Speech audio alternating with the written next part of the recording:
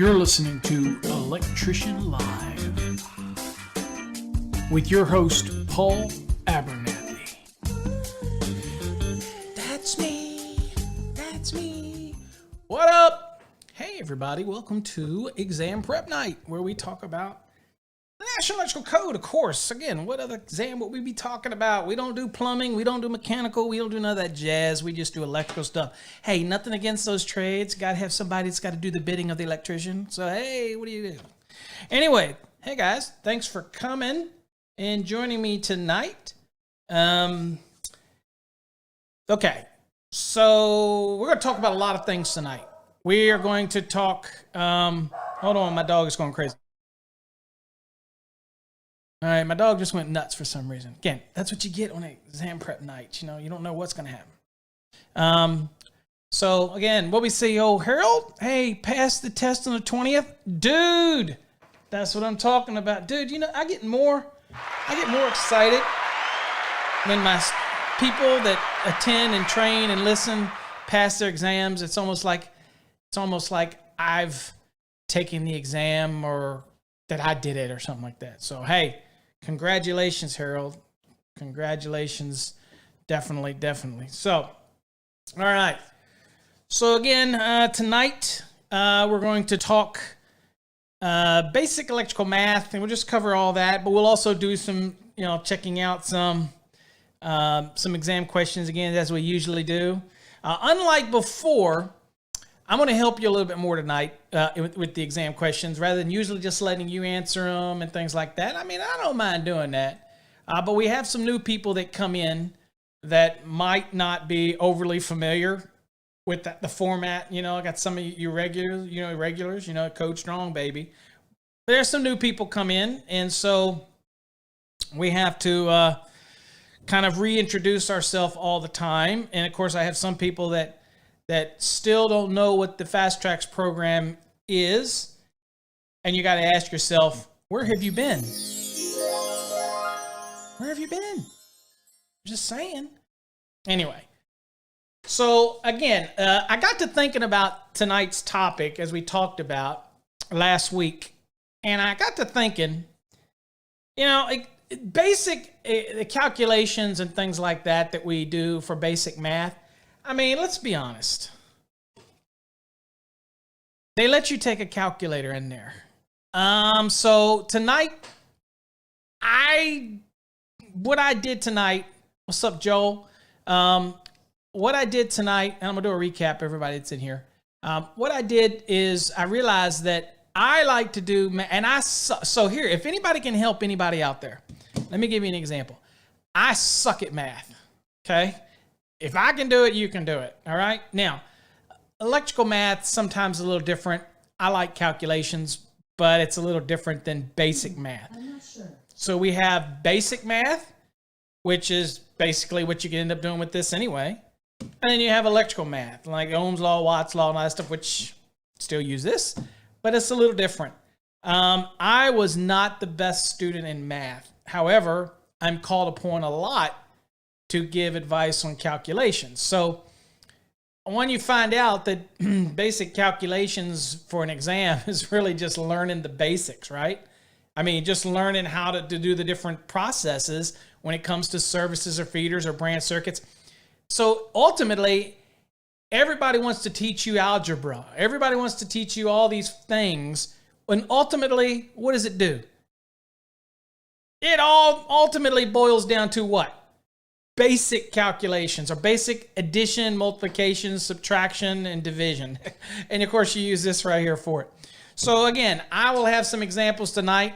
I will kind of give you a concept to refresh your memory in what we call fifth grade math, which still would give me a problem. Although it's so funny to say that when I'm helping engineers on a daily basis do real deep calculations. But still, I mean, if it's things that you don't work with all the time, right? If you don't do it, then you don't think about it. And some of the processes, there was a reason they had a show on TV called You Think You're Smarter Than a Fifth Grader, okay? There's a reason, because some of the stuff that you learn in fifth grade, you will never use again until you need it, and you'll be going, what the crap? That's difficult stuff. And it is difficult stuff. But again, we'll kind of refresh it a little bit tonight. But at the end of the day, look, you're going to use your calculator. So I give exam prep advice. Make sure you go into your exam with a calculator that is both battery backed up as well as PV or solar. Okay? You don't want to go in just with the solar and then be in a condition where it doesn't work. You want to make sure it has a battery backup. So this is not one that I would take into an exam. It's a cheapie. You can use cheapie, but I mean, I would get one that has power, batteries in it, and the solar. Dual, I hate to say this, dual function. But at the end of the day, it might save you an exam. Last thing you want is power go out, okay? And it not work right, okay? Always be prepared for an exam, that type of thing. So before we get really started, let's do a rundown. Let's see who we got up in the room here.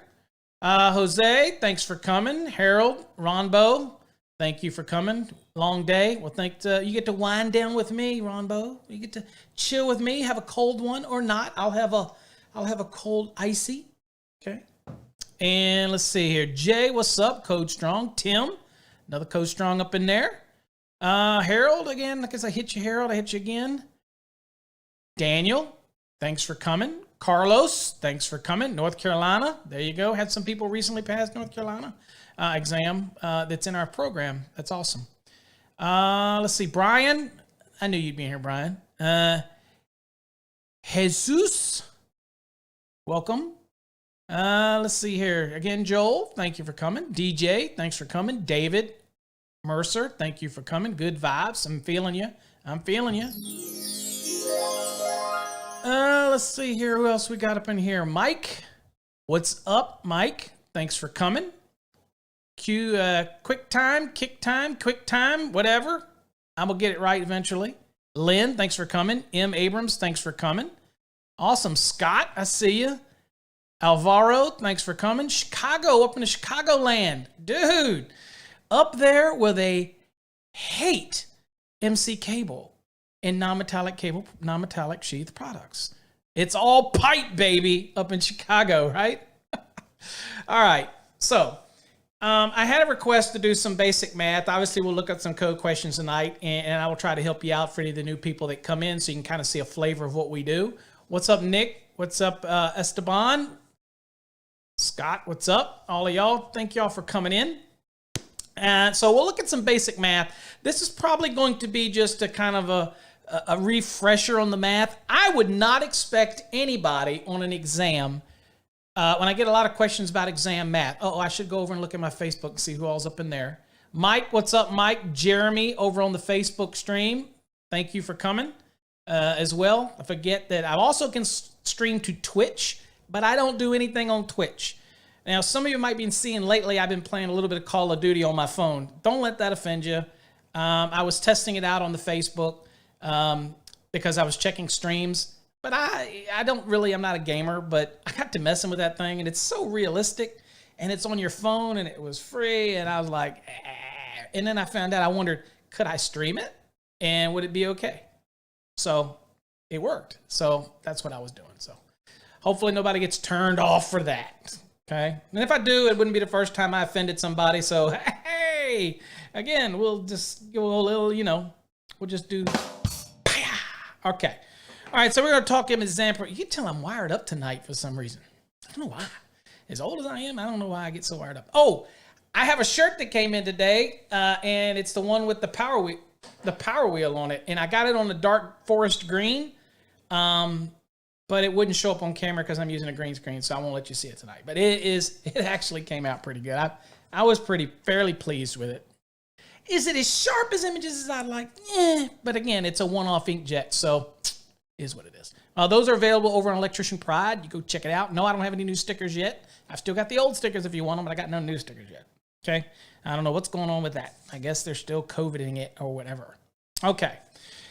All right. So I get a lot of questions, and they say, Paul, let's do something on basic math. And I have to remind people that we'll look at the concepts tonight to just kind of refresh our memory. But at the end of the day, you're going to do this, okay? you're going to use this.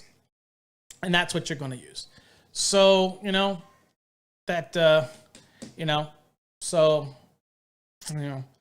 you go. I'll take that one. Harold, you can't have my green t-shirt, okay? But they are available over at electricianpride.com. All right, that's my commercial. That's it. Yeah. All right.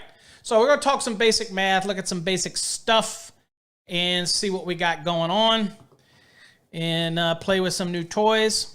So let's kind of go over, kind of let you see what I'm dealing with tonight. Just a real quick little jump. Ooh, dude, there you go. I've got some stuff here working. I got you see my stream deck. I got everything going on. Okay, so you get it. All right, let's switch over to the PowerPoint. All right, that is not the PowerPoint. What is going on? All right, I got technical difficulties already. Okay, technical difficulties already. All right, so we're going to look at some basic math, and I don't think that I have the live chat up, so I'm going to put that up over here. And I don't know if that will, something I have to take down when screen comes up. Might be something that has to come down. I don't know. All right. So we're going to look at some basic math concepts tonight. Again, I'm going to tell you right up the bat, ask your questions. We'll use this as a night where you can ask questions, whatever you want to ask, just ask. Because I really fully expect you to use a calculator tonight, even though I would love to see you do some of this with your free hand, and we're going to show it as free hand.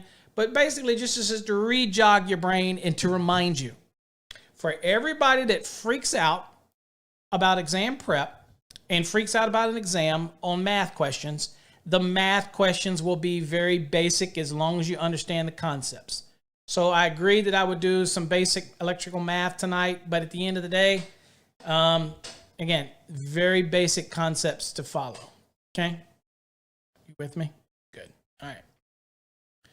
All right, so first thing that we're going to look at tonight, and as I can see right now, it already blocks the screen, so I hopefully that y'all can see y'all's own comments if necessary, because I'm going to turn that off. And that is off. And I also see that my big old head's in the way. So I'm going to minimize me down because y'all didn't come here to see me. All right. So first things first, and I'll answer questions, guys. I'll catch up to your questions here in a minute. First things first, learn to work with decimals. So if you learn anything tonight, just learn to work with decimals and how to break everything down into decimals and not freaking out over it. So in most cases, it will be necessary to carry out the calculation that we're going to do tonight in only 2 or 3 spaces, like point dot whatever 3, or dot, like here, dot 82 or dot 823. But tonight in this presentation, where necessary, I might carry it out to as much as 4 decimal points so we can use it as an effort to show any type of rounding, whether it's rounding up or rounding down.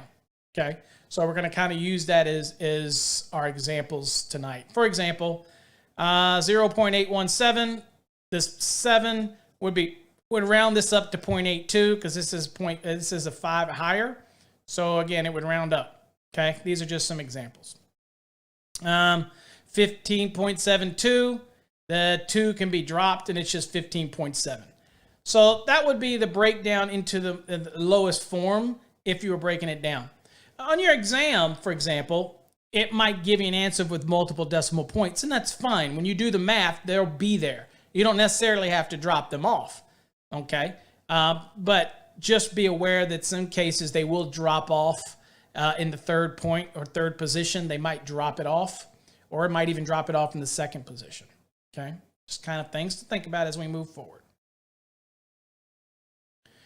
All right, there's a lot of work going on this slide, but there's a couple things that if you were calculating this with a calculator, it's obviously a no-brainer, okay? But I wanted to kind of give you an idea on how you multiply and how you divide and how you add and how you subtract, okay, when you're dealing with values, decimals. Of course, this is old school, so this is kind of taking you back to to school, if you will, what you might have done. Okay. Look, Alvaro says, can you get some of my shirts, hats, and stickers? Yeah, if you want to buy them, you sure can over electricianpride.com. What do I look like, a charity? Although I do take donations, by the way. Okay. All right. So if we had, the question was, what's 485.773 plus 13.667? And that was given to you in your exam. Obviously, you're going to use your calculator. Okay. If you didn't have a calculator or the thing went bonkers on you, it's always good to know how to do the math. Okay. So always line up your decimals. Okay.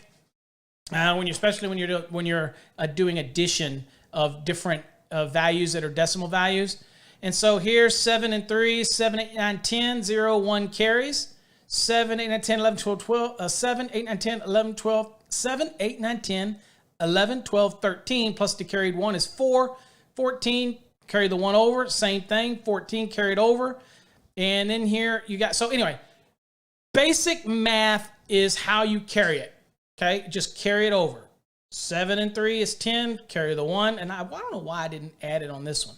Then here's this 13 plus the 1 is 14, carry the 1. Again, 13 plus 1 is the 14, okay? You with me? So again, so all of the math carries everything over, okay? So anyway, so this is example. Now, if you want to do it just with the calculator, and I'm not going to belabor this because I realized before I started this that nobody's going to be doing long math. They're not. I don't know why I thought they would, but I don't know. I don't know why I thought they would, okay? So anyway, so again, you could just do this 485.773 plus 13.667 and 499.44. Okay. But if you want to add it, the key here is just to make sure you line up, okay? Line up the decimals to get this value. Now, if we're doing multiplication, this is a little tip here. If you see a whole number here, 2471 minus a decimal, then you simply add the decimal. And then, of course, you have 4 spaces after this decimal. You have to carry with this one as well. So it'd be 2471.000 minus 238.8642. And it's exact same way. Now, this one's easier since these are all from this 10,000. Then you can simply make this 0, turn this into 999, and then take this and carry the 1. Again, but you could do it from this way where you take the 0, borrow 1 from that 0, making it 9, and carry the 1. So then it's 10 minus 2, that's 8. And then you have 9 minus 4, it's 5. 9 minus 6, 3, 9 minus 8, 1.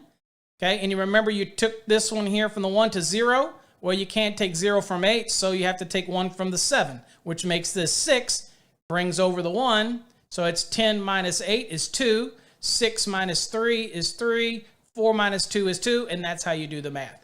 Okay, so you could either immediately just scratch these out and put 0.99991, or you can do it like I do from the right and work your way to the left. Okay. Again, you're going to do this with the calculator, so I get it. It wasn't until I started getting into this, to be honest with you, that I realized ain't nobody, when you're doing basic math. Now, maybe I've got confused in the premise and y'all wanted me to do some Ohm's Law stuff, which we will do a few of those. But other than that, the math is pretty darn simple, okay? It's not complicated to do the math. Plus, you really have a calculator, so what's the point? But I wanted to start out with this just to kind of give you a little bit of little something, of this type of stuff. Okay. Anyhow. So again, what we go into next is, what about when you're doing multiplication? Well, it's important, line up the decimals. That's a key thing to do. And in this case, again, you start from the right and you go, start from the right and go 0 times 1 is 0, 0 times 9 is 0, 0 times 4 is 0. Doesn't really matter about anything beyond that. You drop a 0 down and then go 0 times 1 is 0, 0 times 9 is 0, 0 times 4 is 0. Drop 2 down. 3 times 1 is 3, 3 times 9. Okay. So when you're doing everything, oops, my son texted me. Okay. Sorry about that. Hold on.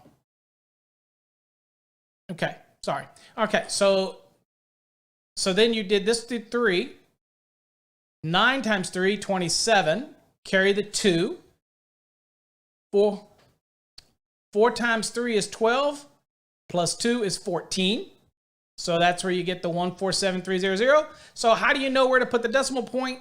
If you've got 3 decimal places here, 1, 2, 3, always start from the right, and you got 1, 2, 3, that's 6 decimal places. You want to make sure from the right you move over 6 decimal places. So it would be 1.14730. Or in your exam, the probably question would just be 0.1473. It's probably all it's going to go. Usually doesn't go out more than 3 out. But even if it did and you already prepared, you're already good for it. You're already good to go. Again, you're going to use the calculator, but just kind of giving you an understanding. If you see a question in your exam that says 3,225 divided in 115, then in this case here, you're asking, it's basically asking to divide the 115 into the, it says 13,225 divided into by 115. So this is kind of how it works. 115 goes into 132. Okay. Forget about the comma. The 132 goes into 1 time. It's 115. I'll have 17 remainder. Drop down to 2. How many 115s go into 172? 1. 115. Drop it down. How many 115s go into 575? 5, because you dropped the 5 down. 5. So it goes into a 5. So it's 0. So it's 115. Again, you're going to do all this with a calculator, so I don't know why I did all this. Okay? Anyway, okay, so let's move in with working with fractions. This is important because people freak out on an exam, and I gave some examples down here, but the key thing with working with fractions is, remember, the top being the numerator, the bottom being the denominator. You simply divide the numerator into the denominator, and that will give you your decimal value. And then, of course, then you can work your equation. You wouldn't try to even work it in the fraction form. You want to break it down. So it doesn't matter on an exam when you run into it, as long as they give you something that's like in a fraction, then you want to make sure that you break it down. Now, what you don't see here is an example. What if they give you and say, what's 2.5? Okay, well, you know what the 2 is, so what's the half? Okay, so the half would be 1 divided into 2, which is 0.5, okay? So it's 2.5. So again, so as you can see, as you go down through these, you've got a quarter is 1 divided in 4. It's going to be 0.25. Again, doing it from your calculator. 1 divided in 10 is 0.1. 3 divided into 8, or 3/8 is what we're saying. And so it's 3 divided 8 is 0.375. 5/8 would be 5 divided into 8, which is 0.625. 5 divided into 16, or 5/16, is going to be 0.3125. Okay. And so you're working it all the way down. That's an actual number. That's your actual calculation when it comes to creating a decimal from a fraction. So you might get somebody ask you a question, and again, you're going to use your calculators. Obviously, I get it.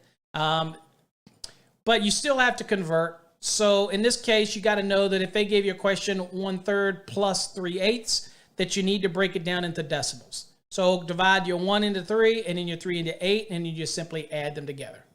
If it's 1/8 times 1/4, same concept. Break it down, 1 divided into 8 and 1 divided into 4. Then you work those two problems, and that's your basic math. Okay. All right, so a lot of times what also is when you break it down into the math, when you get to the final equation, that is where you can actually do your rounding, like 0.03125. 0.0313 is this 5, we rounded up to 3, so it's 0.312. But you typically wouldn't do that typically over on your hard math when you go from a fraction to an actual decimal point. Just take your full value and work your equation, okay? And again, you see the same here, 5 30 seconds. Just simply divide 5 into 30 seconds. That's going to convert you to your decimal. 1 divided into 16 is going to convert you to your decimal value, and then you just work it in your calculator like you normally would. Okay, same for these, same deal here. Now I just kind of show you how to work this out in long form. And if you're going to work it out in long form for whatever reason, just remember that you got to move the decimal points. So if it was actually 1.25 divided by 0.8, so 0.8 is dividing into 1.25, so you would move your decimal point on your first value, which is the one that's actually dividing into your value, and you move it 1 space to the right in this case, and it would be considered, at that point you treat it just like a whole number. And in this case here, 1.25, you also will move it 1 space to the right. Okay, and then you can start your math from there. Okay, so, and I just worked this out. You know, again, you're going to use a calculator, so I get it. I get it. I get it. But it's worth talking about. Okay, it's at least worth bringing it up because you need to know in a pinch, how do I get the decimal value? And I'm going to assume you knew. But if you didn't know, now you know. You're going to take you're going to look at the value that you're given, and you're going to take the numerator and you're going to divide it into the denominator. And that's going to give you your decimal value. Make sense? Okay. We will have some Ohm's law, Michael. We will. We'll have some, and I'll give you some examples, and we'll try to work them out together. All right. So, anybody have any questions? Obviously, be sure to post them go on and do that, and we'll answer what we can. Okay. So, the next thing you want to make sure that you understand fully clear, even in the basic math and the basic part. And again, I want to remind you on your exam, it's probably going to only be a few questions anyway. So, just make sure you feel comfortable with them. You don't get them wrong, and you don't know how they might ask them. But another example would be just get familiar with working with percentages. And I'm going to assume you already know this, but it's always good rehash, is how do I take a percentage and turn it into a decimal value? Okay. Well, in this case, always assume that the decimal point is at the end of the value. So if it's at 25%, always assume that it's at the end of that value. So it's 25% is 25 point. So you're going to move it 2 spaces to the left. Okay. So if it's 25%, you start right here and you move it 2 spaces to the left, and it's going to be 0.25, and that is your value. Now, of course, you can cheat. I mean, I'm just saying, if you looked at it in a glance, you don't have to look it up and waste your time. I mean, I could probably work it out on the computer. Let's see. And let's see here. And, 25 divided by 100. Okay. Work it out that way. So 25 divided by 100. 0.25. Yeah, but why? I don't need to. I can just look at it and tell 80%, start from the right, move it 2 spaces to the left. It's 0.80. It's 80% is 0.80. 125%, always start from the right, move it 2 spaces to the left, and it becomes 1.25 is equivalent to 125% for your calculations. See an error in my presentation. Obviously, I was having an ultimate brain fart on that day.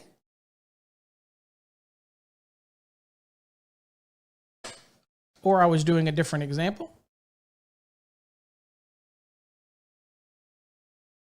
Let's see if it saves it. Okay. All right, so again, moving it 2 spaces to the left. See, I suck at math. Okay. All right, so again, so this is some examples here of utilizing how to take a percentage and make it a decimal value. Working with percentages. Now, if I want to take the decimal and move it to a percentage, what do? I just repeat that process, but I go back the other direction. So if you get this in an exam question and they ask you, then you simply move it 2 spaces to the right, and it equates to 25% again. Same with the 80%. Same with the 1.25, which represents 125%. I move it 2 spots to the right. And the same for the 250. I move it 2 spots to the right. And then all of a sudden, I've got 250%. So just get used to moving your decimals again go into an exam, it's not going to be that big of a deal, but just kind of get used to it, especially if you're going to work your calculator. The next question that I see more often than not on an exam is it happens to ask you a question about percentages. So a percentage increase. For example, it might say something, some load is increased by 10%, right? So increase 25 amps by 10% or whatever. So the first thing you have to do is you notice that it's a 10%, so you need to convert that to the decimals. Always think of that when you're in the exam. You see them ask something like this, immediately convert that percentage to a decimal. You want to work in decimals. So 10%, start at the right, move 2 paces to the left, it ends up being 0.10. Okay, now you can multiply, and you take 25 times 0.10, which is 2.5. Now, to increase your value of 25, you simply take that 25 and you add that additional 10%, which is 2.5. That is 27.5. So that would be the value that increased it 10% of 25. Okay, so that question, and again, it doesn't matter what numbers you plug in. That's going to be your basic math that you would follow for an increase. Where anywhere on an exam would ask you to increase something, whether it's asked you to increase the amps or voltage or whatever it is, plug the values in the same way in order to get you an increase. Now, conversely, when it comes to decreasing a percentage, where on an exam, you might say they give you something and they want you to decrease it by a certain percentage. Okay, well, first thing that I do on an exam, well, of course, you could take your calculator, I guess. Let's see here. Let's see, 25 minus 10%. Okay, that works, okay? Here's your calculator. But if you wanted to know how to do it and you were in a pinch, again, the same situation here. You got to convert it to decimals. So we're going to multiply 25 times 0.10, and it equals 2.5. Now, the difference before is that we're decreasing our value by 10%. So we take our value, which is 25, and now we have the 2.5. We just simply subtract the 2.5. So now 25 at a 10% drop is 22.5. Okay. And again, doing it on your calculator will do all this again. So again, my whole point tonight was to remove the issues of people having a concern about basic electrical math, the basic electrical math. Okay. All right. So kind of just go with me. All right. So now working with squares, we're getting this foundation stuff out of the way. So working with squares. So you'll get an exam where something will say 3 squared, 12 squared, 116 squared. Just remember that squared just means it's multiplied by itself. That's it. Of course, you got a calculator that does that. Fine. But when you're in a pinch and all you see something is squared, 3 squared, just remember in your mind it's 3 times 3. And that's 9. If it's 12 squared, it's 12 times 12. Okay. If it's 116 squared, then it's 116 times 116. 13, 4, 5, 6. That's generally about as far as they will go on squaring. Okay? But just kind of keep it in your mind. Now remember, I believe it or not, some people will say 3 squared, what they mean is 3 times 2 equals 6. No, that's not what it means. Just don't forget. 3 squared is 3 times itself. 6 squared is 6 times itself. Okay? Just that kind of concept. It's about as far as you get. I'm not here to teach you math. I'm here to talk about what you might see as basic electrical math on an exam. These are basic functions that you would probably have on your exam. They're not there to test you as an electrician on quantum physics. They're not there to test you on algebra. They're basically there to test you on understanding the Ohm's wheel, Ohm's law, Watt's law, and any other basic calculation that you would need during a normal function of a calculation. Okay, and I'm not even sure how often you need squares when you're doing, squaring when you're doing the exam. Okay, but it's good to know. I'll catch up on the questions here in a second. Since I realized that most of the stuff you could do with the calculator anyway, and of course I knew that anyway, but I wanted to kind of show you how we would have done it old school if we were going to calculate it out. The next is dealing with square roots. Now, when you think about square roots, look for the number that's when it's multiplied by itself would match the original number under the square root sign. For example, 9 squared, well, 3 times 3 would equal 9. So the square root of 9 is 3. Same as 100. 10 times 10 equals 100, so the square root would be 10. Of course, you're going to pick up your calculator and you're going to do 100, right? And you're going to do square root of 10 anyway, so you're just going to use the calculator. But my point is, this is about as basic as math as you're going to need up front. And I've written a lot of exams or been a part of a lot of exams. The math doesn't get overly complicated than this. They're not trying to trick you on the math. They just want to make sure that you know how to use a calculator. You know how to use all the functions. And again, most of them will give you the formula wheels as well. But ones that don't, just kind of, look, it's almost not fair. They either have to give you the formula. Texas gives you the formula. They'll give you the power wheel. And of course, you can write in your book, that type of thing. So now, next one to kind of serve you on an exam is if they give you any questions that originate in parentheses, the golden rule is to solve the parentheses first. For example, if I've got 5 times 6 plus 9 minus 3, break that down, solve the values in the parentheses. Again, this should be basic 5th grade math. 5 times 6, 30. 9 minus 3 is 6. Then once you broke it down, it is 30 plus 6 equals 36. Another example they might give you in a question, believe it or not, it might have some relevance, is you might get 12 times 3 times parenthesis 1.5 times 8. Well, what they're really saying is solve the parenthesis first, which is 1.5 times 8, which is 12, and then rewrite the formula. 12 times 3 times 12, which is 432, okay? Now, watch out from some expressions where they might say parenthesis 2, parenthesis 4, parenthesis 6, because they're basically telling you that it is 2 times 4 times 6.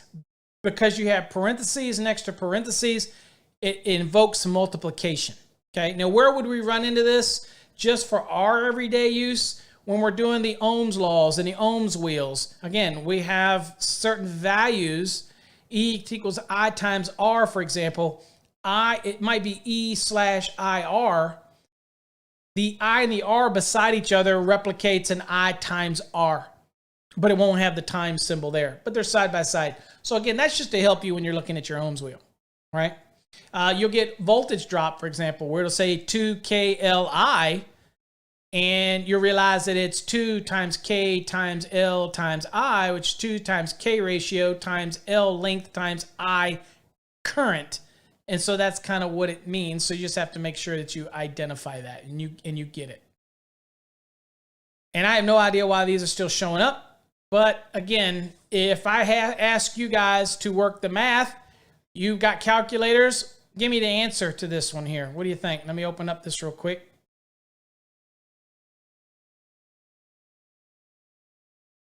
Hey, Joel, they won't, and I'll catch up while y'all answer this question. They won't let you, Joel, but I guarantee you, Joel, they didn't give you a whole bunch of calculations where you need to worry about a bunch of formulas. That would not, no. Most of the stuff we can remember. E over IR, okay? Most of the formulas that will help us, we can remember, okay? I times R is E. We remember most of those, and we can learn the basic formulas. Okay.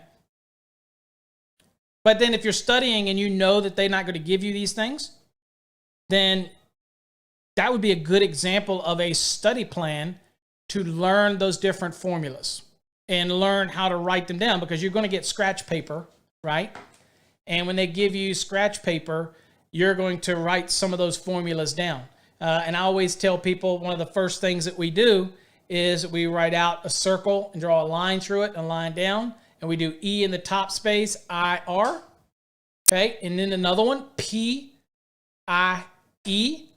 and that's our basics. And that usually can solve the majority of the problems that you have, okay? But just if you're studying for the exam, make sure that you understand what they'll allow you to do in the exam and what they won't let you do in the exam, and just make sure that you study for that and learn some of the different formulas that are involved in it. Okay. We got some answers, and again, should be just using your calculator. I work it out without the calculator a lot to see, but I will click on this, and it is the answer, and there's your math. Remember, if you're going to do it long way, simply take this 18.75, move it 2 spaces to the right to turn it into 1875, and because it is 4,550, okay, since I moved it 2 spaces to the right, I have to add 2 spaces more to the right of this. So it turns that 4,500 into 450,000. See, because I moved the decimals 2. Then I move the decimal here 2 as well to match it. And then I just work it like a normal problem. Okay.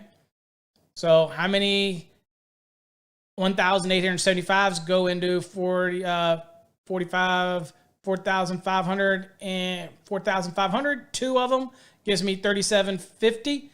How many? So then what we do then is the difference is 750. Then I drop the 0 down. And then the question is, how many of these 1,875 goes into 7,500? 4, exactly.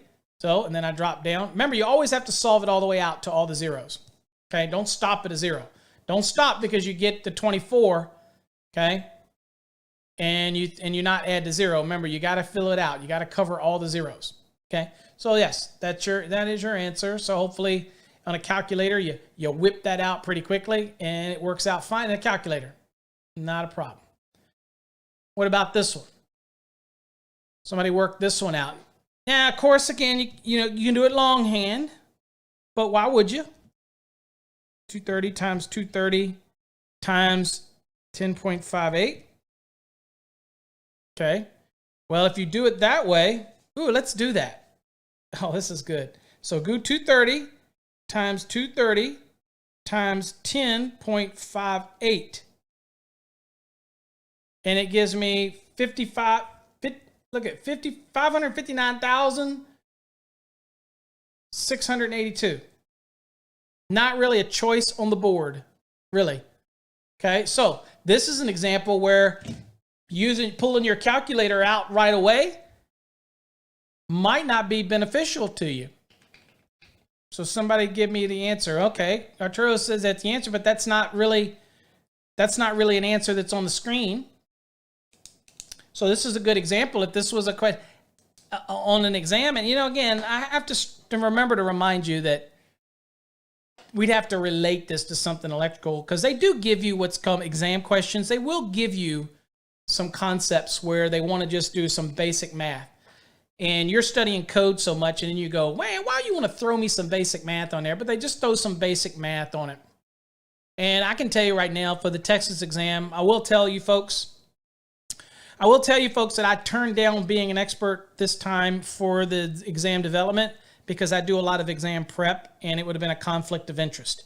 It would have really helped my students, but it would have been unfair because I believe in passing exams. I don't, so again, I didn't want to so close to the true answer. You think so, huh? Okay. All right. So let's see how we would work this one out, because I'm not getting a bunch of other answers on here. And Arturo would choose D, okay? And you would choose D because it seems like it's close, but you just use, this is why I did this. So this would be you simply using the calculator, and this is why I bring this up, going, well, 230 times 230 times 10.58, okay, would be what you would think you would calculate, okay? And then Daniel says 230 times 230. But Daniel, what about the 10.58? There's another step in there. So this just happened to be an example of, and I put this together based on my reviewing what I did for the last couple years on exam preps committees. And this is about as tough as one of the calculation questions that might get. And everything else is either Ohm's law or use a formula. You plug it in it's a no-brainer. But I wanted to make sure we covered some of these things real quick so that you made sure that you use the calculator. Let me catch up on some names here. What's up, Isaac? From Mexico. Welcome. Michael.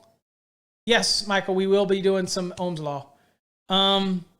Dennis, good evening. I passed the Virginia Master's exam. Sweet! There you go. It's my state. Well, I can't say that. I'm in Texas now, but my original license was in Virginia. So I kind of still relate to Virginia. We got some answers coming in here. Keep them coming. I'm gonna let this one mellow a little bit. Anybody else? So this is where I say at this point, anybody up to this point who said, why is Paul covering basic crap? Just basic crap. Answer the question now. Okay, I got some answers here. All right. Now, I might not let this one linger too long because we got a couple more we got to get to. And then we're going to look at some examples. And then I might read you some and ask you to calculate them out and do something.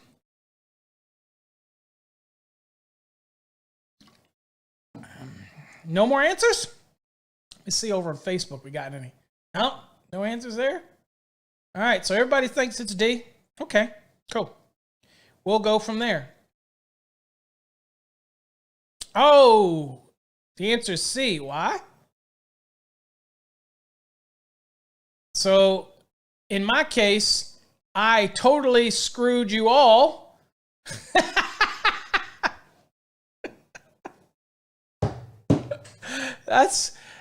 That is Paul's way of letting it linger, knowing that he totally screwed up the question and I didn't have enough time to go back and fix it. So that's why I belabored it out. So let me go back real quick and fix this for you, and then we'll do it again because I'm gonna give you all credit.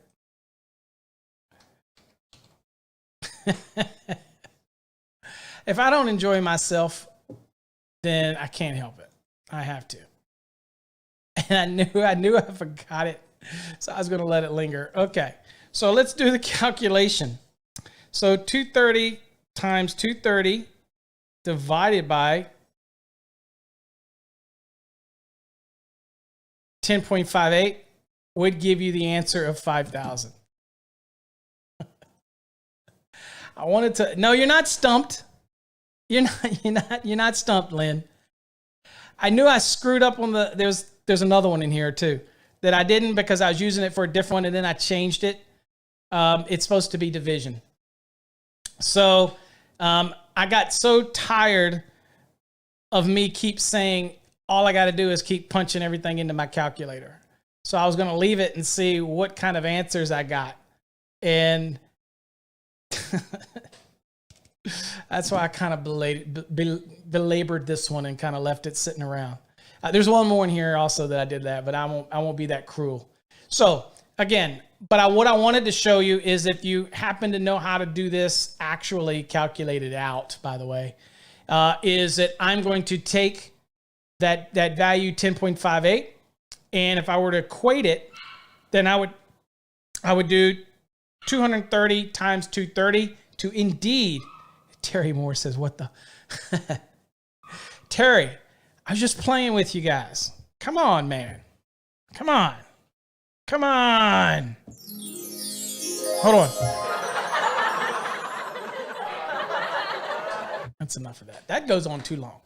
So basically, in this calculation, you can just do it out with your calculator. But if you want to know how to break it down, then you would take the decimal value, move it 2 spaces to the right to actually create a semi-whole number, which is 1,058. Okay, and then what I take is that 230 times 230, and basically you see how it says that value 230.230 is divided by 10.58. Well, remember, we take the second one, and now that's the value that gets divided in. So since we moved it 2 spaces to the right, we have to do that also with the 59,900. So we had to go add 2 more zeros to replicate that movement to the right. And then you just divide it in. And in our luck, it worked out easy. 1,058 goes into 5,295 times. So it ends up 0. But again, you can't forget these zeros. I have had people on exams, for example, stop and put a 5 or put, we'll just leave it at a 5 and you have to work it all the way out. Okay. Obviously, this is not going to go into all of this 5 times. Okay. We get it. But just kind of one of those things. You got to remember to convert it from 10.58 to 1,058. And then because you move those decimals 2 points to the right, you got to add those additional decimal points or zeros to your actual value in order to be able to do the calculation. Okay, enough of that.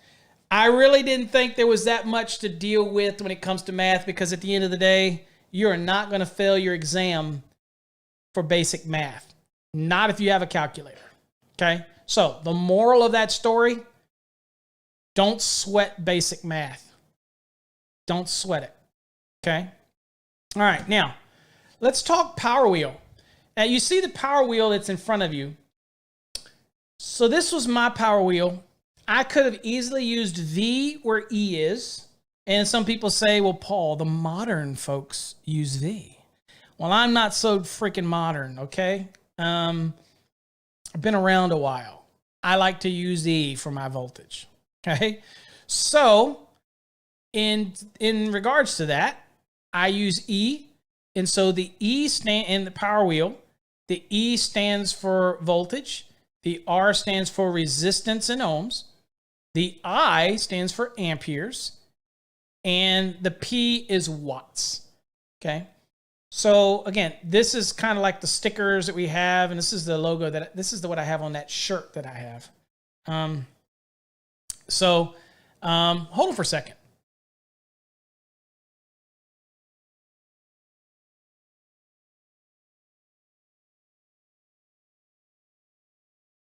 Sorry about that.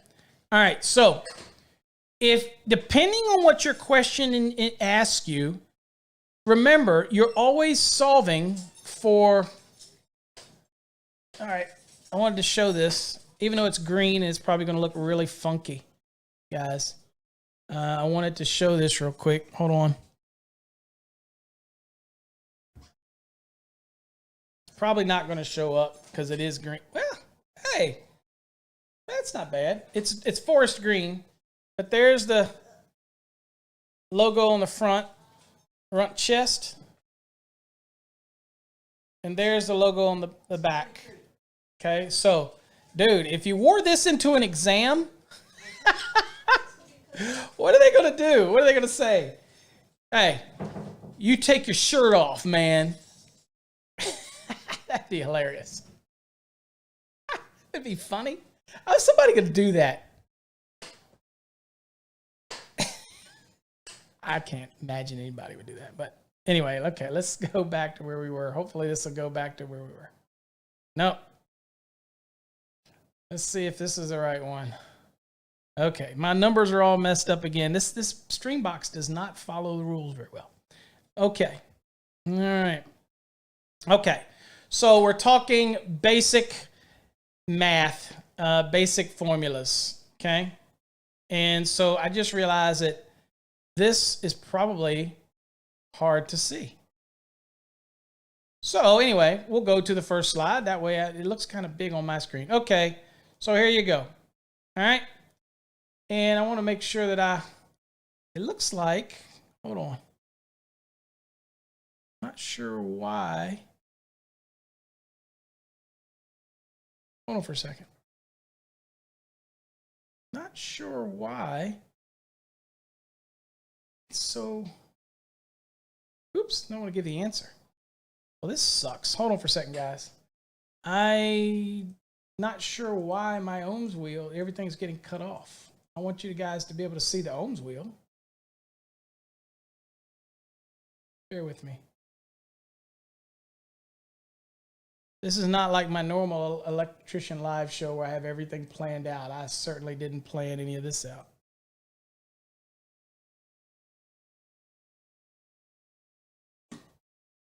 Okay.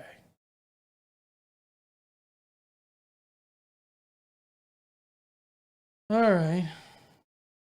Can't see that. Okay. All right. Now you should be able to see that.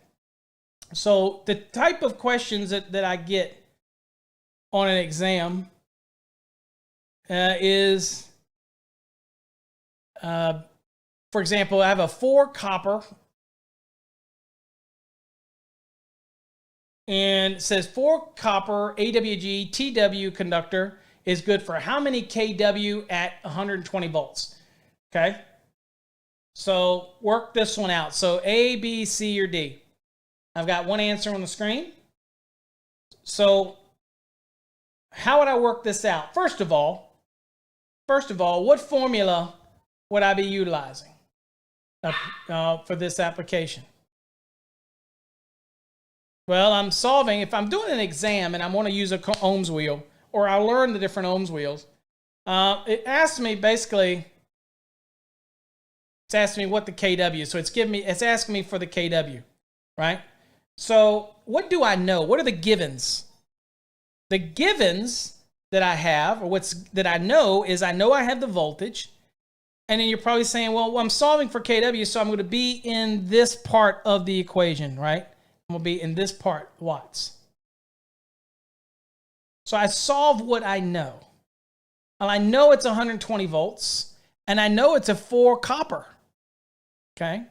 So if I already know that it's 4 copper AWG, and I want to know how many kW it's good for, then I know that I'm going to go to table 31015B16 or 31016 if you're in the 2020 code, and I want to get the ampacity of this TW conductor. Now be careful, it's TW, right? So it's going to be serious in what column it is. Okay, so I've got one answer on the screen,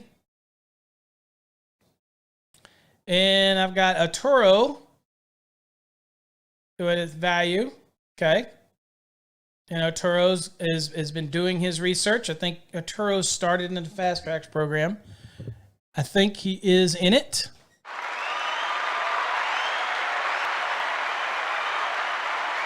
Okay, so looking at this one, let's kind of work it. Okay, step 1, you have to always ask yourself what they're looking for. On an exam, look at the question, read the question, ask yourself, what are they looking for? In this case, we're looking for kilowatts. And that is exactly what they're looking for. On an exam, I can guarantee you they're going to give you other values. Okay? So let's look at here. So they ask you for kilowatts. They give you the voltage. They give you the conductor size. Of course, since we're going for the maximum amount of kilowatts, we would go with the maximum amount of current if we're using a formula. So we go to 31015B16, and we'll notice that 4-gauge copper under TW, because that's the insulation rating TW, it's 60-degree rated insulation. It has no H for 75. It has no 2 H's for 90, so we know we're in the 60. And so it's 70 amperes. So now we know we've got the voltage and we got ourselves some amps. So then we just go voltage. Okay, so it is the voltage times the amps. And that is 8,400. Okay, so now with what you see on the screen, is 8,400 the answer? And I think Arturo knows the answer. Okay. But remember, this is very common on an exam, and I see this in the Fast Tracks program an awful lot. They don't read the questions all the way to answer what we're asking for, right? Because we're asking for something, and we want to know what the KW is. Well, all I've got here is the watts itself. So I have to do one more step to answer this question. And that is take the 8,400 and divide it by 1,000 to give me 8.4 kW, because the question wanted to know. I mark questions wrong all the time on exams, preps, because they give me watts and I wanted kW. And you might say, oh, Paul, come on. Hey, if the exam's the way the exam wants it, then we have to make sure that we answer exactly how the exam wants it. and not fall into those pitfalls, right? Make sure you answer it exactly how they want it, okay?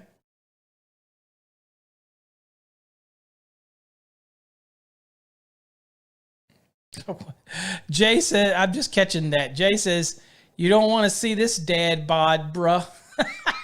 Is that what you tell him at the exam, Jay? If you go in there and you're wearing this shirt,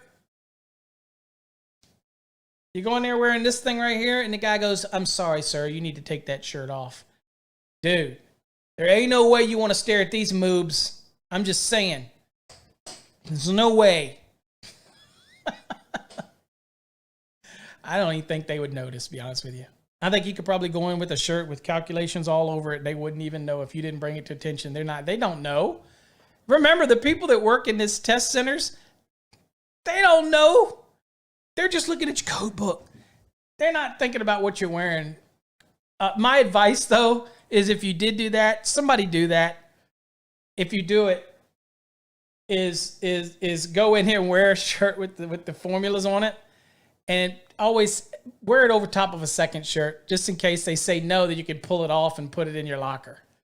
They give you a locker to put your stuff. But that's hilarious. Makes me want to go take another exam somewhere just to do that. That would be hilarious. Okay. All right. Next. All right. So, power consumption. And I see my misspelled words already. Dude. My next class will be a spelling class. Okay. What is the current draw? And you have to remember, I try to put something together really quickly. I had so much stuff going on. But what is the current draw? And this is kind of a power question. Okay. Even though, rather than using the words, I had somebody ask if we're doing any power stuff or whatnot. It's the same concept. If you're using the formulas, it's all pretty much the same. So in this case here, and I know that we don't have any incandescents anymore, but I guess they're still out there. What is the current draw of an incandescent lamp that has a rating of 100 watts at 115 volts? And of course, the lamp is connected to a source that is supposed to be connected, folks, to a source voltage of 115 volts. So we've verified it's 115 volts. It's important to this question. If they ask you a question in the exam, they give you values, use the values they give you in the question. Don't let sink into your head, but that's not nominal, or that's not what we use in the real world, or that's not what. Don't do it. Just follow what's on the exam, okay? So in this case here, it's a 100-watt lamp, and it's 115 volts. So what are we trying to solve for? The current draw. We know the wattage, power, and we know the voltage. So which formula are we going to use? So we have to think about that when we're doing it. So first of all, we have to select the correct formula. So we want to solve for current. Well, we know what the volts are. We know what the watts are. So again, if we know what the watts are and we know what the volts are, okay, then we can do some solving here. So let's solve for the amps. So in this case, we're going to do P divided by E, or P over E. This is the one that it better matches the values that we have given. Okay. We can't use this one because we didn't know anything about the resistance, really. Could calculate that out, but we didn't really know anything so far. We didn't have any. We could calculate resistance if we want. But at this point, once we know the amps, then we can do that. Okay, we don't even know the amps yet. So again, to find what the amps are, P divided by E, or in this case, plugging it in, power 100 divided by 115, which is the voltage, which is what this formula is here, equals 0.86956, or we're going to do some bumping up. It's 0.8696. So the 6, we'll jump this up so we can drop this off so we don't have to go more than 4 spaces. So it's 0.8696. On an exam, it's going to put you close enough that you're going to have your options there to choose from. Okay? All right, so that is what our actual current is for that 100-watt lamp at a 115-volt source. Now, how much power is consumed by a 120-volt circuit that draws 10 amperes? This is probably one of the most common power calculations that you're really going to get. And it's about power. Okay. Now you might get some horsepower formulas, and we're going to do that in an advanced math class. And it might be next week. I have to look at my schedule, but we're going to go over some formulas because I've already been an hour. We're going to go over some formulas that talk about horsepower calculations and things like that. So we'll go over that in the next one. It's a little more advanced than basic math. But again, I said we're going to do basic math, so I wanted to go cover the basics. I find any of these formulas easy as long as you pick the one that you need to work with. Now, if you're thinking, I don't get to do this in California, then all you have to do is try to remember some of your basic formulas. Okay? And here is pi. Okay? Think of this integral as the top of the circle. If you do the circle with a line through it, it's P over E times I. That would be pi EIR. If you're solving for E, okay, then volts. So again, everything here, ohms. Okay, you have all of the formulas are right here. This is just a more complex wheel. But most of the time we teach you to do a simple circle with a line through it, and then from the mid circle down, and it's got PIE or EIR, and that's basically going to get you through most of what you need. But again, if you need to learn these other formulas, just look at them, and I would create a flashcard for these. And if you're in the Fast Tracks program, you can do that. You can create flashcards for any of these concepts, and you can look at it and say, that's for this, this for that. Okay, so let me see if anybody's answered this question yet. Let's see here. We've got some values. I think I'm probably behind here on some of these. Okay, so again, so what do we know here? So if I had to solve this, then I'm solving for what? Power.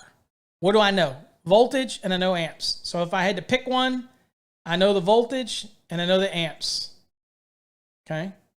Now, don't get confused. Now, if I knew the resistance and it gave me a resistance value here, then I could solve it, and I had current, then I could solve it the same way. I just take current squared. Remember what we said about the 2? That is, if it's 10 amps, it's 10 times itself times the resistance. Okay. That's all these squares means. Okay. And that's basically the maximum you're going to get when it comes to squares on the exam questions. Trust me. All right. So anyway, so again, simple calculation. We have to find the solution for the formula. We know what we're solving for. We're solving for power. Make sure you identify that. Put you in the right area. P equals E times I. So 120 times 10 is 1200 watts. Absolutely. Okay. All right. Next, what is the resistance of an electric heater rated 1200 watts at 120 volts? What's your formula? And what would you cover? And while you're at it, give it a look. And I'll see if I have any additional questions that I might want to give on these. This is in basic math tonight. And that's it. Not a whole lot of Ohm's law. Again, it's just figuring up the forms. Get a little bit tonight. I'm also was toying with doing a class because I do have a commitment tonight, so I couldn't be on until late, so that's why I had to do something more structured. I already knew that last week, so that's why I kind of did this.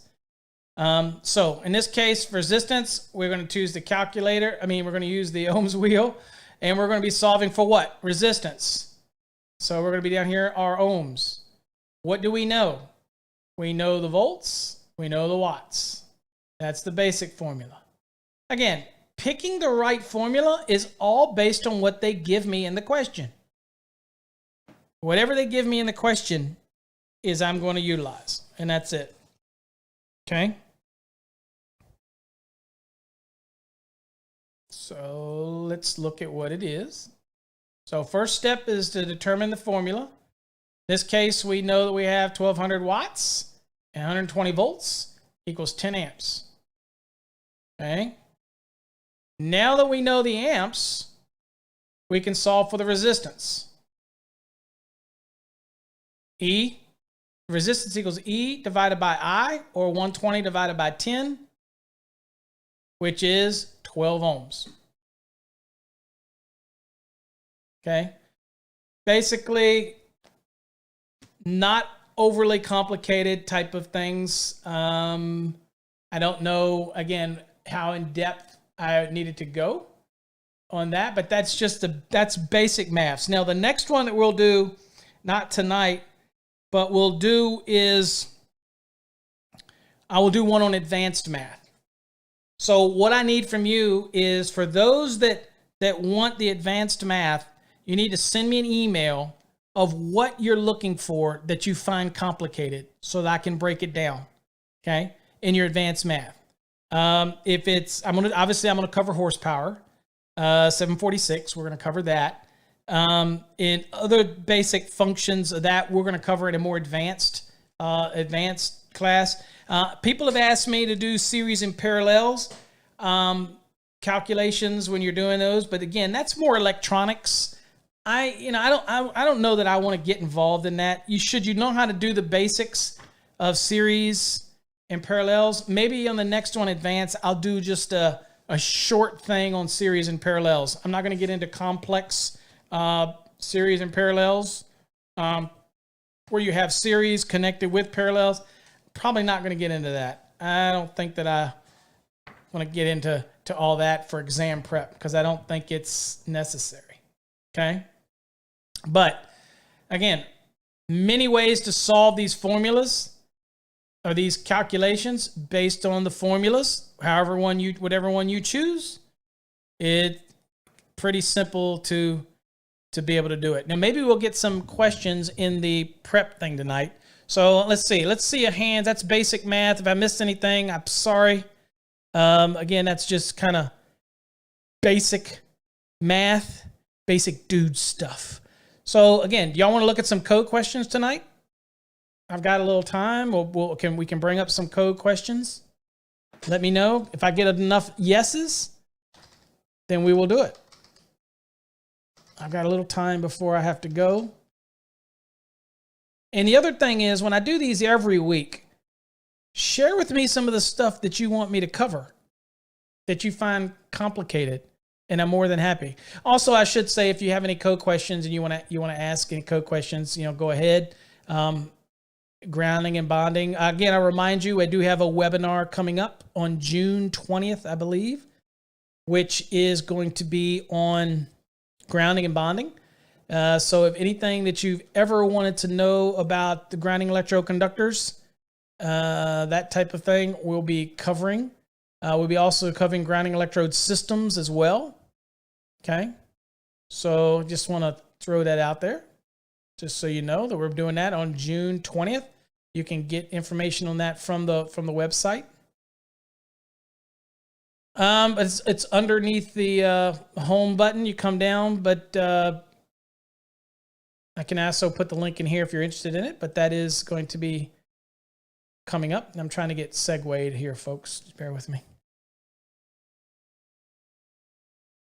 All my buttons aren't working like they should. Okay. We'll do some exam prep stuff, and let's see here. I'm not sure I like that one. Let's see if the final exams will work for us tonight, because very few people get to our final exams in the program. So I'm going to do some final exam. We'll do the final master exam, and we'll see if this will load. Okay. It did load. All right. So let me see what this looks like, and if it's worth doing it. Now, I'm thinking let's see if I guess this one right. I guessed this one right. Hold on for a second, guys. Let me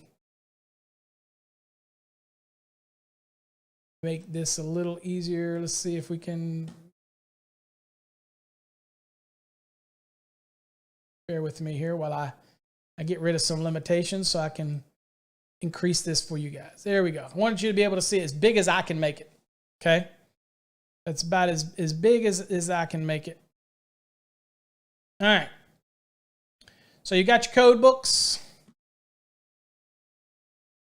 Got your code books handy, and let's see here. Going to do some exam review tonight. Let me move this stuff out of the way. You know what? Hold on. Maybe I want y'all to be able to see your comments from each other. Let me see if I can.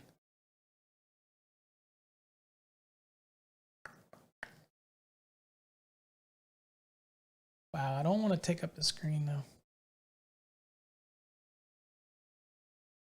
See how that works out. Okay, we'll see how that works out. For those that are in the Fast Tracks program, by the way, you notice that over here on the right side of the screen, you can use the book, okay? But when you get to this stage where you're doing the practice and final exams, you probably should at this point migrated on to using code book at this point. When you're doing the competency reviews, you really should be using the course material. But once you get to the practice exams, and again, you should be taking practice exams as often as you can, then at that stage, it becomes a little easier for you to be able to do the different stuff. So I'm gonna, and we'll base this on the, we'll base all this on the 2017 code. So bear with me.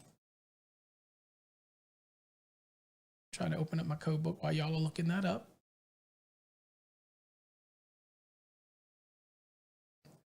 And let's see here. I'm not sure if the code book will come up, but we'll give it a shot anyway. All right. Can you skip to the practice exams, Arturo? You can do what you want in the program. I think you'll get more discouraged, and you ask some of the other guys in the group. I do recommend you try to, after you get to about unit 5, that you start doing at least one of the practice exams a week, at least one. If you're not up to 5 yet, I would worry. I would, not get, because sometimes when the people get the lower scores, they get really discouraged. So, I don't want you to get discouraged. Of course, if anybody will tell you, I will discourage you when I do competency reviews more often than not. But again, I don't want you to get discouraged in it. But, it's your program.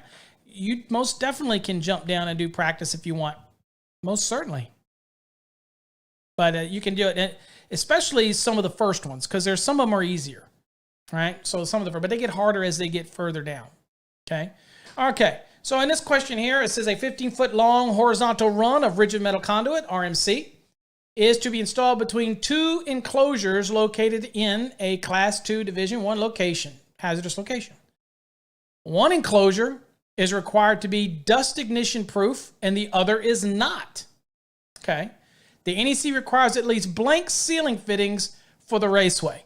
So this is an interesting question because immediately your mind starts thinking RMC, okay? I'm going to go to RMC, get my code book.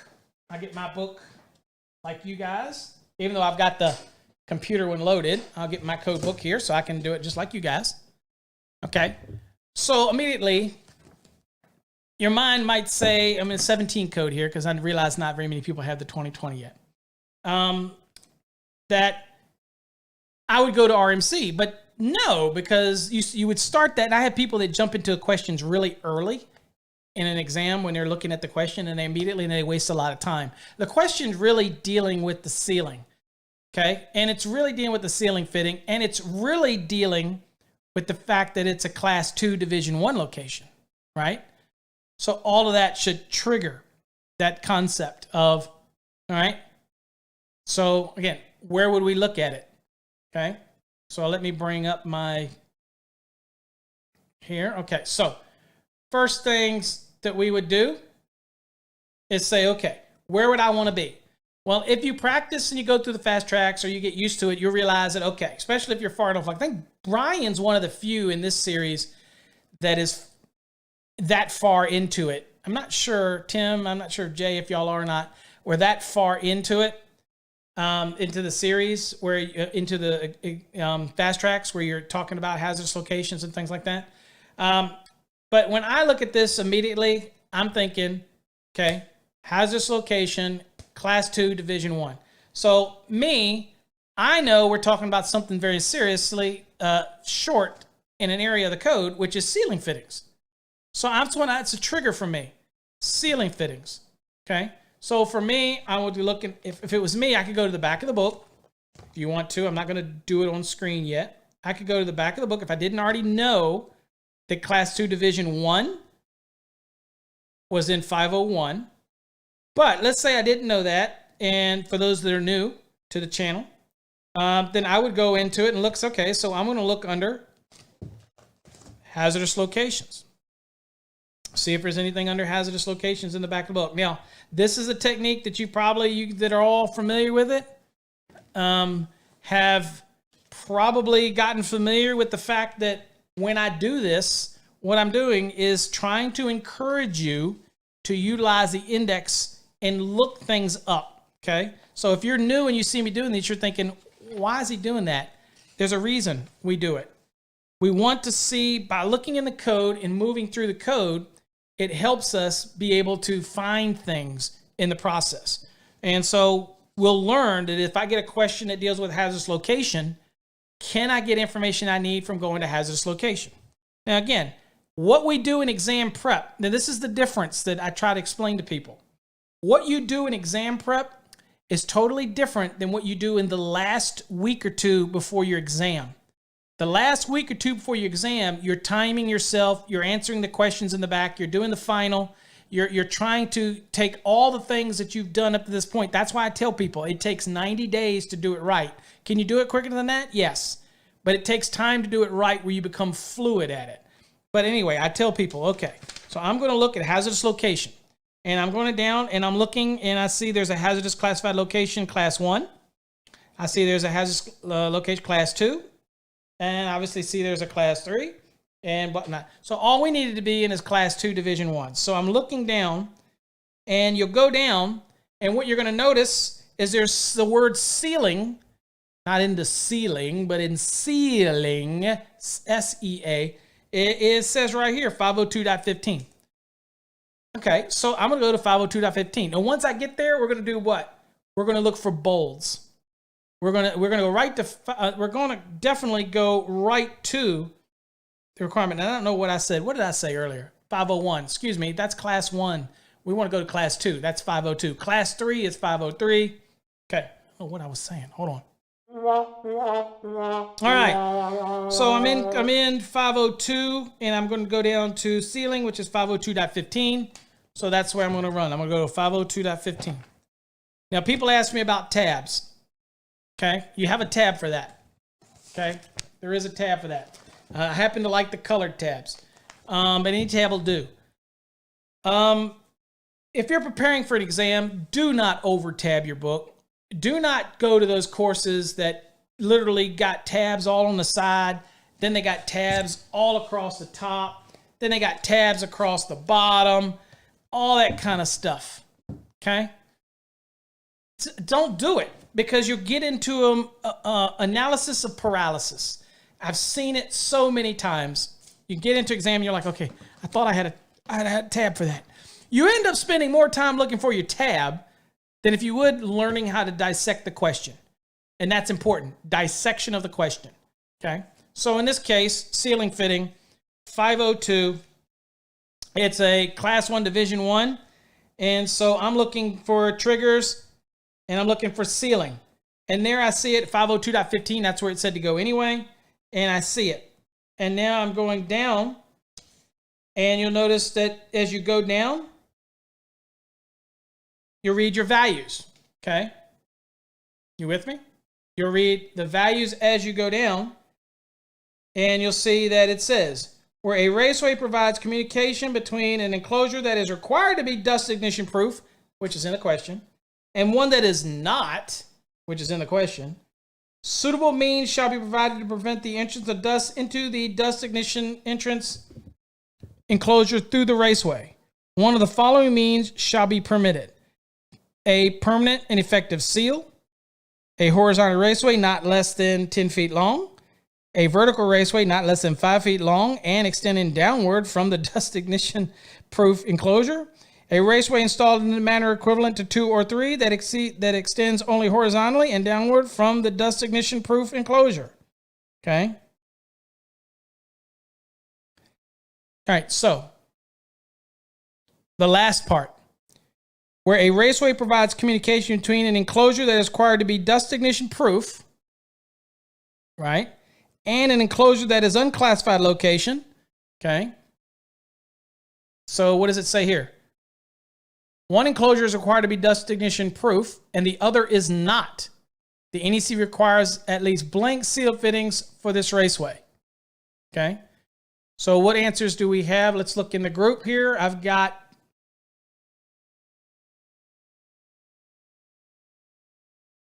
what do you think? I got at least people like 1, 2, 3, 4. I got at least 4 people. Okay, cool. All right, we'll go answer. And the answer actually is correct.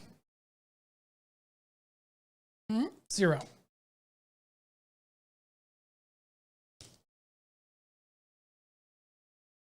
Okay. All right, this will be a good one. This one, yeah.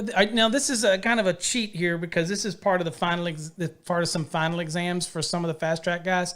So again, this is kind of giving you some insight on some of the questions that are actually in the calculation. So want to make sure that you take your time and try to solve this one. Then let's look at it. Now, here's a given. It is a 20-unit multifamily apartment building. I'm like you. I want to get out my scratch paper so I can scribble with you. So I have a 20-unit apartment building. And also I will tell you, this is probably of a calculation. This is a good representation of what you would get on an exam. Okay, so really work it, and I want to see some of your answers. And then we'll work it. It says a 20-unit multifamily apartment building is to be constructed where each unit has a habitable space, okay, of 930 square feet. Important to know. Each family unit will have 6 kW electric range. Okay, so I got a 6 kW. Sweet. And a laundry area that is common to all tenants. All tenants. Everybody gets to use this laundry area. Okay, so it's a common laundry. Bringing a bunch of things into this one. Now, it says, what is the minimum calculated branch circuit load NVA required for the general lighting and small appliance circuits for each of these apartments? Now, think about this question. It gave you a lot of information, but it wants to know what is the minimum calculated branch circuit load NVA required for the general lighting and small appliance circuits for each of the apartments. Think about this question very hard, folks, before you answer it. And let's see how it works for you. Let's see what some questions are. I said I was going to give you answers tonight, a lot of these, but this one I am not. This one is very much what you might see on an exam. So I need you to work it. And I'm going to look at some of the comments here and see if I can catch up.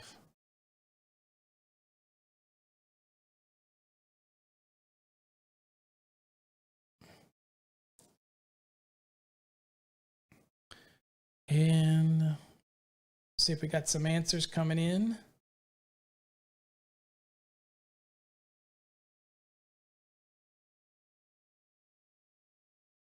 I don't see any answers yet. So again, answer would be A, B, C, or D.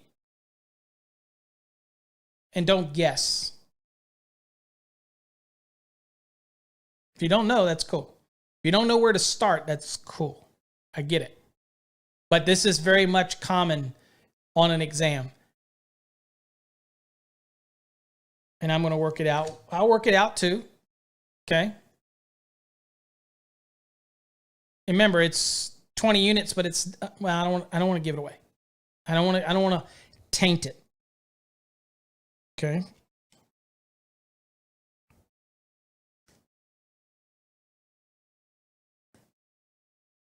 Remember, it's asking you again for the minimum calculated load. Okay. and it gives you some values here.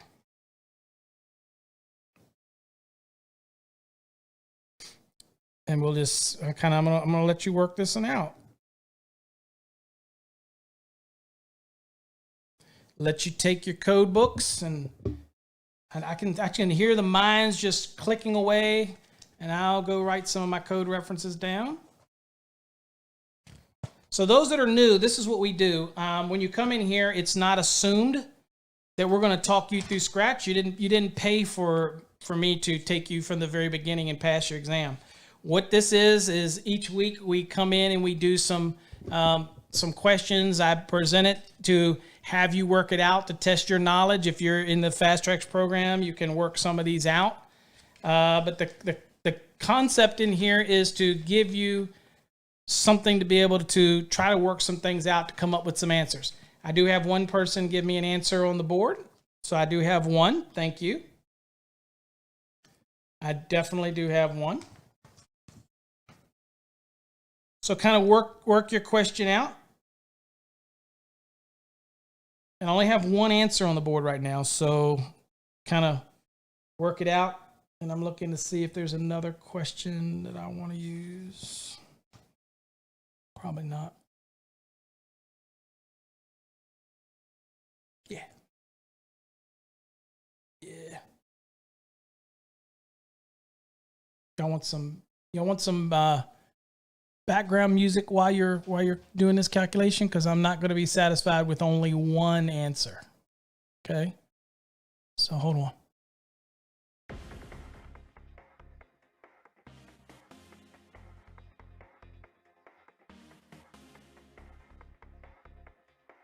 I got a second answer on the screen.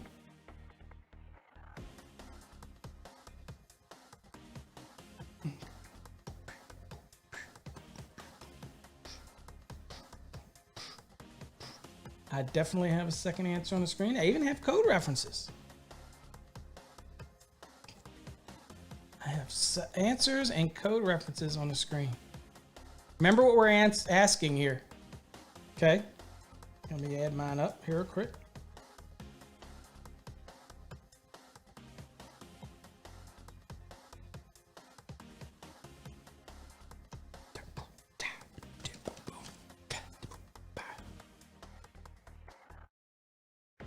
All right, remember the minimum calculated branch circuit load.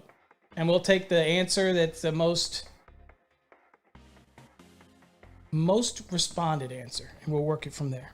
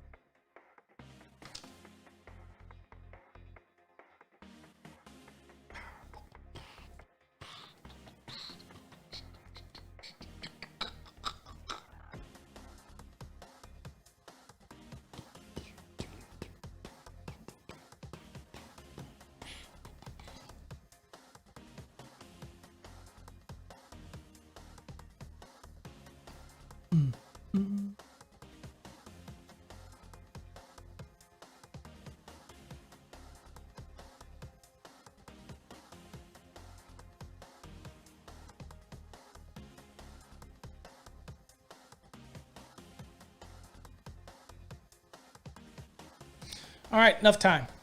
All right, so turn that off. All right, so it seems consensus says it is this one. And there is your math. Very happy with everybody. I liked where my fast track guys were going. So now, 930 times 3 VA, we got that from where? 220.12. 3 VA per square foot. Incidentally, all this changes for the 2020. So if you're taking an exam for the 2017, it doesn't change the concept, but it changes the references. So if you're going to study for the 17, get it before it changes, although it still doesn't change it any. I mean, you know what I mean? It doesn't change it. Okay. Now, let me see if there's anybody in here that might say why I find this question to be a poor question, and it has been changed for the 2020. Anybody have an idea?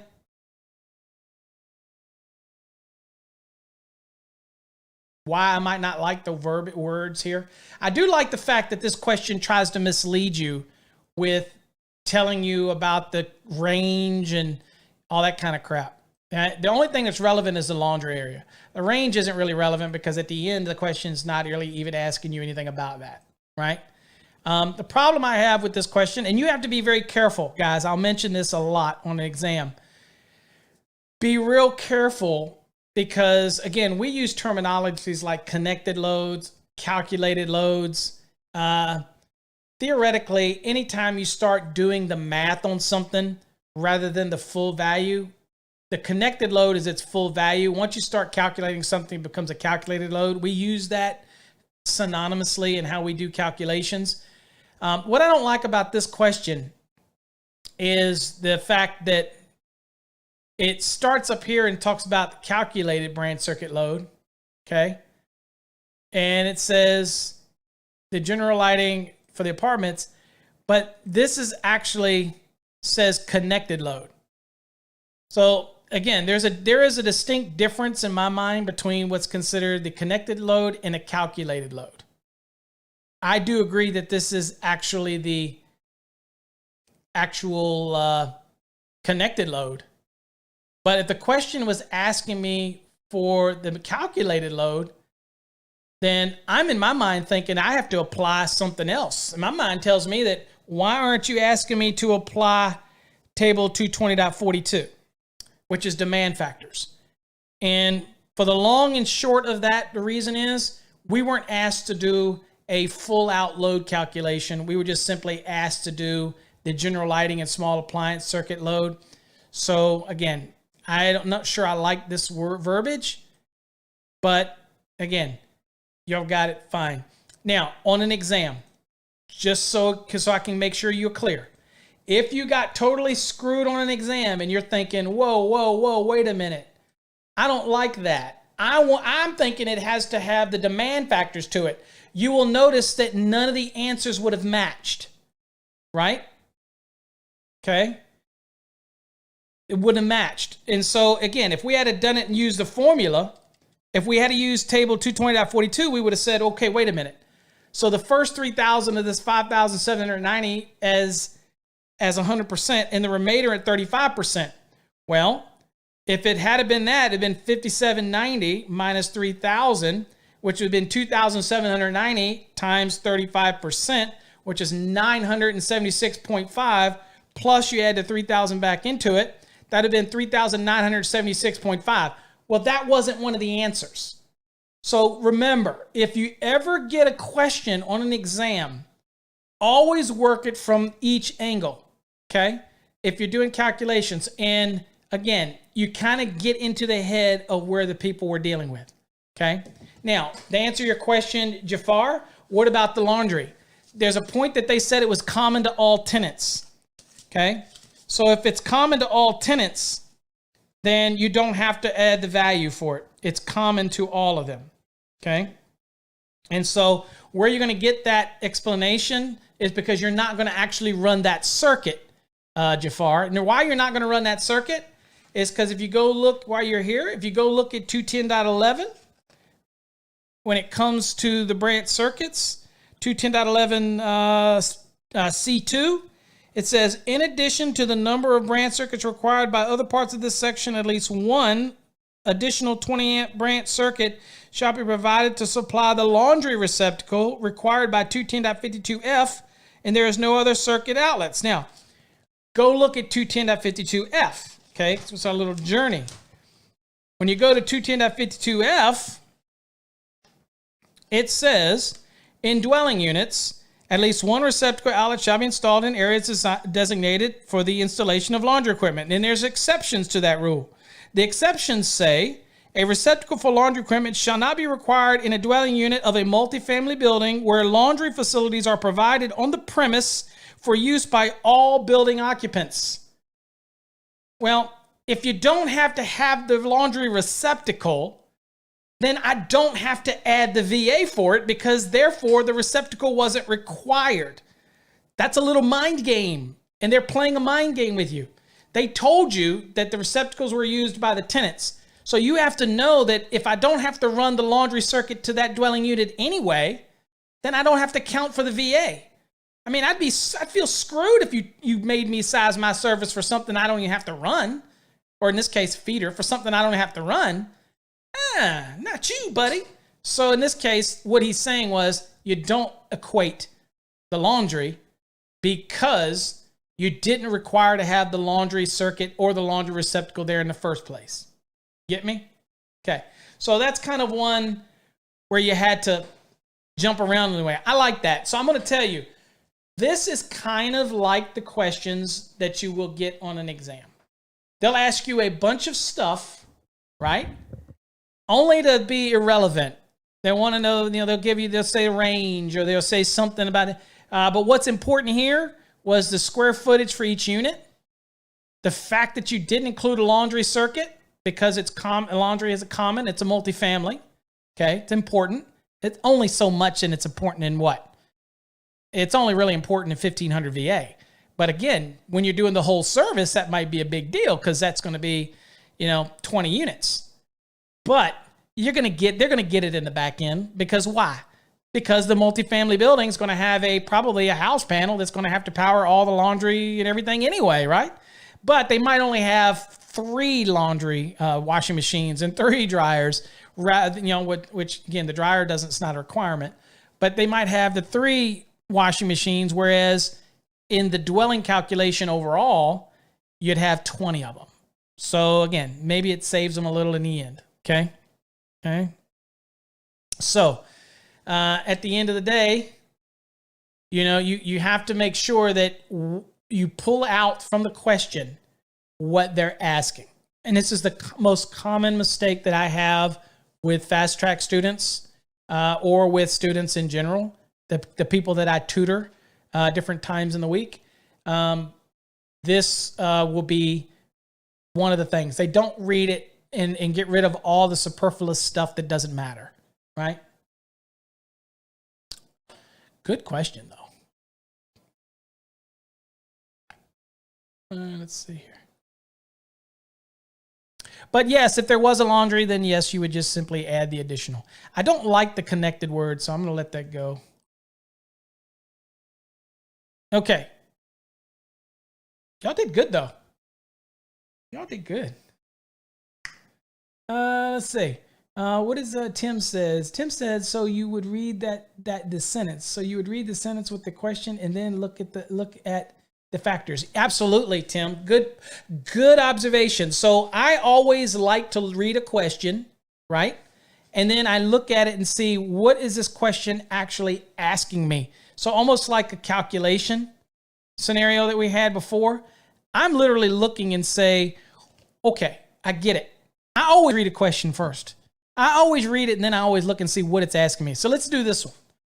So I have a kitchen with a total demand load of 54,000 VA is to be added to an existing church. Okay, so again, now you're thinking, throw the dwelling unit kitchen aspects of it out of the way. It's gone. We're not talking about that. But read it. For existing church. The electrical system is 208Y 120 volts, 3-phase. What is the minimum size THWN? And remember, knowing what we're talking about, copper ungrounded phase feeder conductors are required for this kitchen addition. Okay, so it's existing church. It's 54,000 VA, and the electrical system is 208Y 120. It says, what's the minimum size THWN copper ungrounded feeder conductors are required for this kitchen? Okay. So again, there's a lot in this question. All it's asking me is, what's the size I need to handle my load? It's a 3-phase load. It's 54,000 VA. Okay. Now, the first part that somebody would go is they would immediately, I see it, and they'll go, okay, I got to go to 220. All right, I'm at 220. Okay, I got to look up his load calculation. Okay, can I use optional? Can I use a standard? They get to really working this thing out. Okay. Now, I'm going to look at my calculator, and I'm going to do this. I'm going to do it with you. Hopefully you don't. Oh, let me make sure that I can see. Let me see if y'all. Yeah, okay. Y'all got your thingies up here on the screen, so I wasn't sure whether or not you could see it. All right, so I've got my values here, and okay, so I need a size. I need a conductor. Remember, it is THWN, and it's copper. Know where that's going to put you. Just know where that's going to put you. Okay?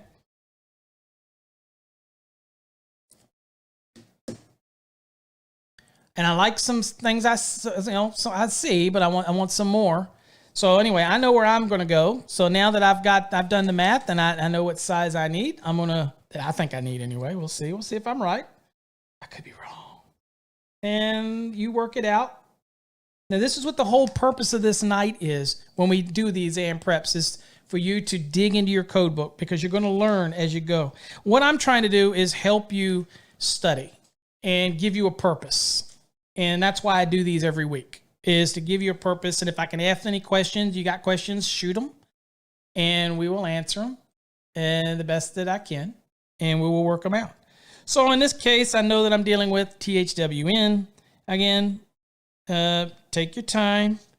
Don't need to be so quickly right now. Again, we're in the process of learning. Okay. And again, I know that I've got, again, look at what we got and then go down and see what I need. Okay. I know what answer I think I've got. And I've got a couple different answers here.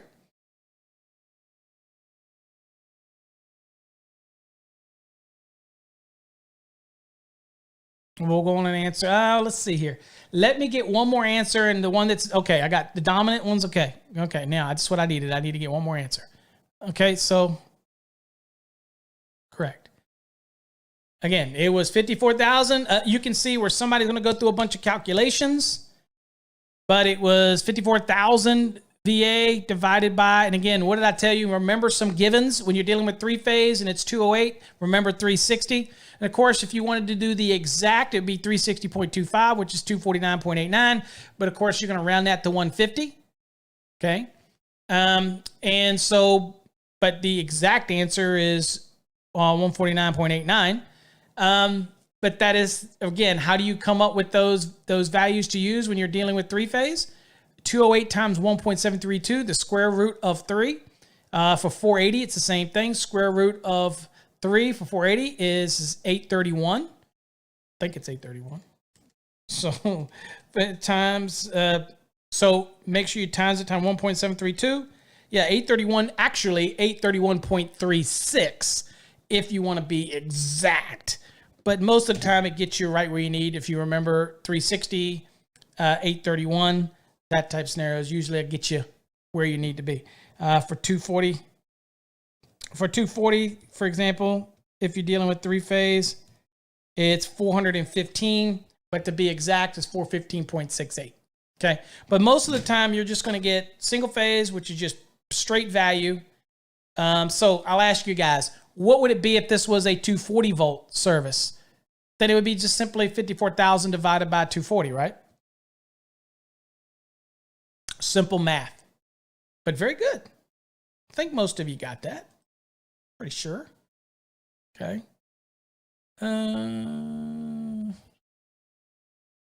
Question. What is this? I have a question here. Let me see the question. Feel free to ask your questions now. Do you have access to all the content on YouTube if you start the Fast Tracks program, or do I need to also join as well? Yeah, so the Fast Track, you probably have found out that Fast Track's teaching you the code.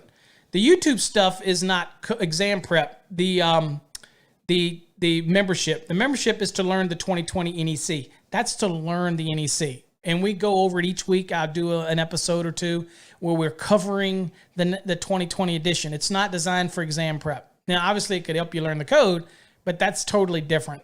That's a membership. The fast track is geared towards exam prep and learning the NEC.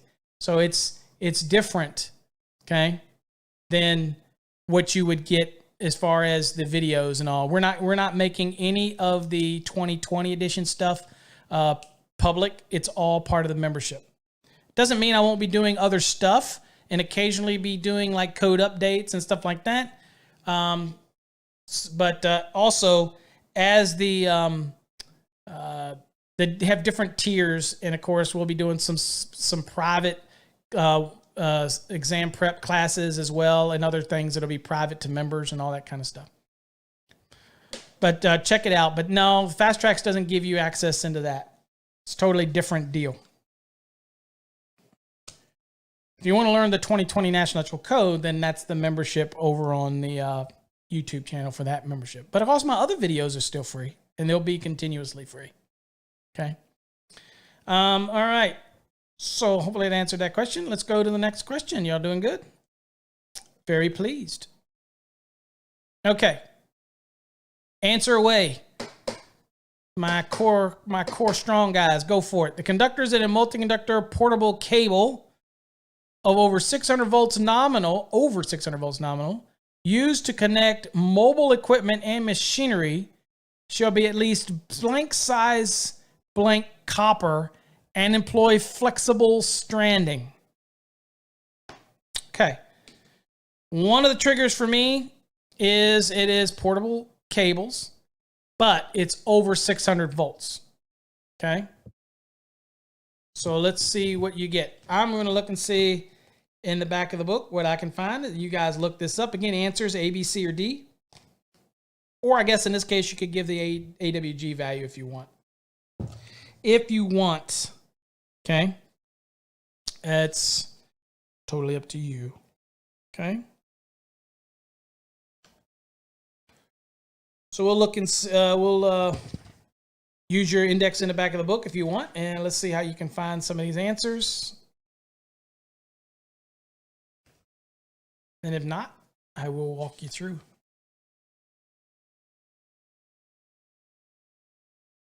Want some music while you're looking this one up?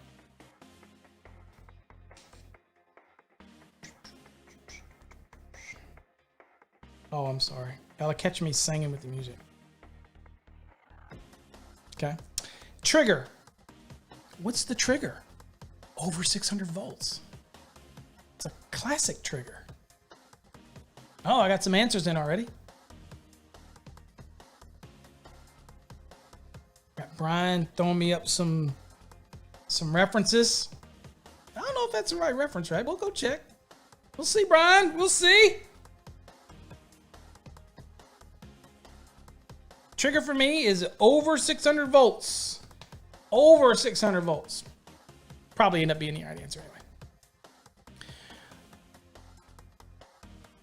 Okay, enough of that. All right, so first thing I'm going to do, if I didn't know, one thing is it might lead you to 400 for cords right off the bat, but it still says portable cables. And for me, it's over 600 volts is a trigger for me. That's a trigger for me. So when I go to the index, I'm going to go to over 600 volts. And if I go to over 600 volts, I see that there is portable cables. And it says 400.36. Okay. So it says that 400.36. So obviously I'm in an exam. That kind of matches what we're talking about, portable cables.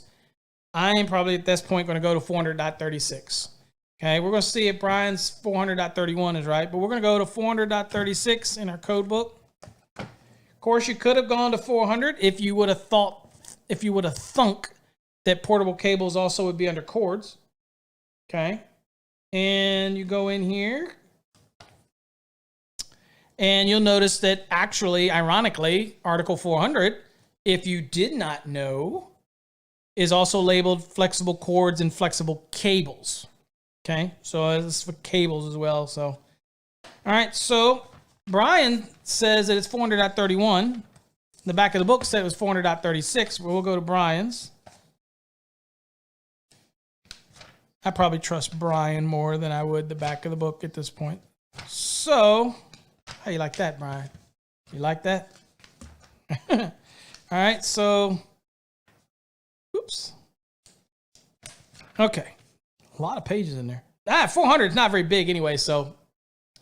All right, so 400.31 is what Brian says. It says, conductors shall be 12 AWG copper or larger and shall employ flexible stranding. Okay. And the back of the book said go to, what did it say? Go to 400.36. Told you I'd trust Brian. At least here, the point is you want it to get you in the location where you need to be. So for those that are new, we call this bolding. We call this scanning. So you try to find, and for me, it would have been over 600 volts. That would have put me, let's say, in the area that I needed to be. If you know by being in the program that you know that flexible cords and flexible cables both fall under 400, 400 is pretty small because then it goes to 402, okay? And so flexible cords. So you are, I think, fixture 402 ends up being, I think that 402 is, fixture wire. So if you realize 400 is pretty short, but if you didn't know, trigger for me would be over 600 volts. That's a unique trigger in the code. Okay, so it would have gone to that. But when I look in the back of the book, and I'm going to ask Brian what he did. I'm going to ask him, did he scan it or did he go to the back of the book? It says portable cables, 400.36. And so when you go to 400.36, what does it say? It says portable cords shall not contain splices unless the splices are for permanently molded, vulcanized type, blah, blah, blah, blah, blah. Didn't help you one bit. So, you know what's coming. Oops. So looking for the other trigger in here would be, it's talking about the conductors. It says the conductors. Okay, so I'd be triggering for those. But I can tell you, using bold points, 400 is not very big, that you can look through it. And other triggers would be looking for the sizes directly. So if you're scanning, okay, then you would have seen 8, 12, 14, and 10. In your mind, once I got here, I would start looking for sizes references. And as you look for sizes references, you're not going to see a whole bunch of them until you get to construction. And then you'll see the values for that.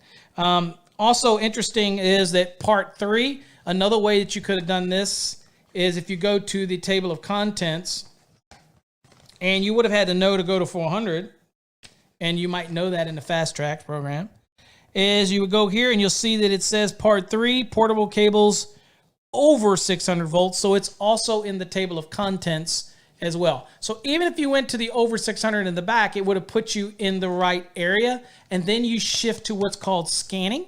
And when we scan it, we're looking for all the bold topics. And what we're looking for is keywords that are from the question itself. And that's the only way you can do it because, again, the index is not the holy grail. It's not going to save your butt all the time. It's not. Okay? So in this case, we have 12. And there it is, 431A. Hey, Brian, at least the fast track's got it right. All right, next time. All right, ready? Give it a shot. Infrared heating lamps rated at blank watts or less shall be permitted with lamp holders of the medium base porcelain type. Very much an exam type question. I do remember seeing this one on an exam that's really close to me in the state that I happen to live in now. I should go without saying. But infrared heat lamps. Now, a couple ways. Again, we like to look things up because it helps you learn the code. Again, the more you look things up, the more you're going to get familiar and things are going to just stick into your head like glue. Okay? So in this case, let's say here, if I was looking this question up, and let's say here, I'm going to look up really quickly under... I'm going to pull so heating lamps, lamp holders would be a trigger for me. infrared heat lamps. So I just want to look real quick and see if there's anything under infrared. Just because I can. Infrared heat lamps. No, it says infrared lamp industrial heating appliances. A little different. Okay. All right. So may or may not be something that helps you or not, but I'm going to trigger that and write that down, which is, in this case, it says that that's under 425.14. So not sure I'm gonna bite on that one. Okay. So what else are we looking for? Lamp holders of the medium base porcelain type. Okay. And we're for a wattage value anyway. So infrared heat lamps rated. Okay. So where are we at? Where would we look? Oh, no, forgot. Sorry. Got to put up on the screen. There. Okay. Sorry about that. I had to get all your comments up here so I could see what everybody's posting. I have some answers. Okay.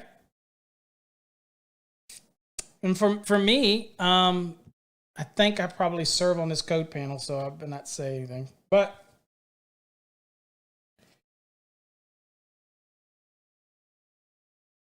I'll leave it up here. Let's a couple more.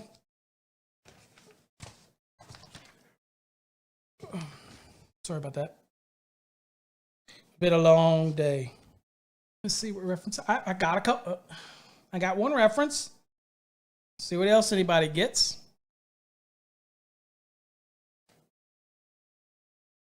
I need some more music. I only have one answer. Come on, guys.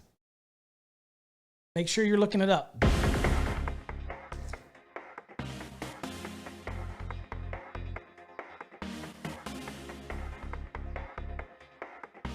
What's up, John?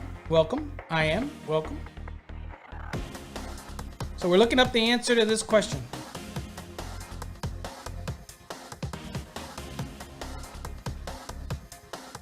I do have one answer on the board. I have two answers on the board now. And I will ask those individuals who get three answers on the board now. I will ask those individuals to give us the method, how they found the answer. What was their trigger? Okay, I have four answers on the board. So obviously y'all had no problem finding this one, which is very good. And that's all my music. So I'm stopping out of the music. Okay. All right, we done with this one? Okay, we're done with this one. All right, so 422.48a, I noticed that you guys had that. So what bought you guys? You're going to help out. What bought you, for everybody looking, what bought you to 422? What drove you to appliances, okay, in 422? What was the trigger for you that pulled you into 422? And I don't know if you all can see the comments, and I'll relay it, but we're going to talk about heating appliances and how we got to heating appliances.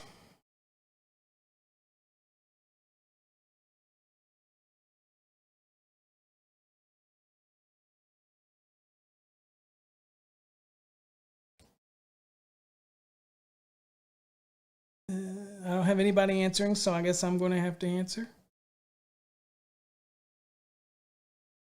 Dude, my code strong let me down. Okay.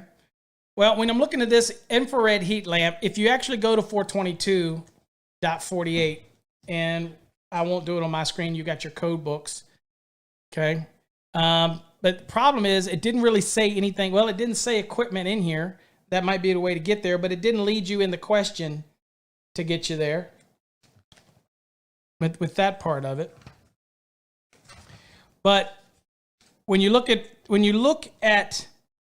422.48, it talks about infrared heat lamps are rated for 300 watts or less. So we've got the answer for that. Permitted in lamp holders of the medium base. Okay. The question for me and the student is, what brings you to this point?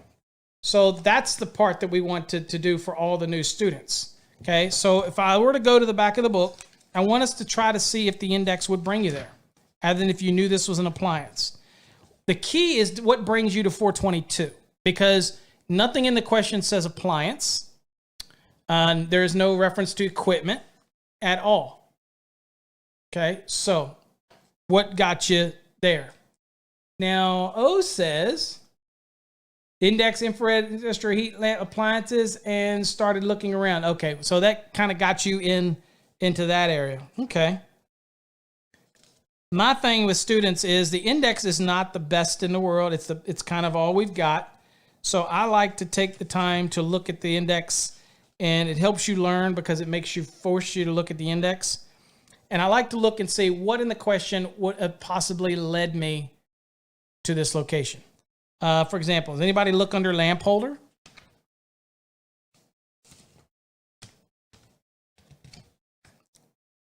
I don't know if anybody did.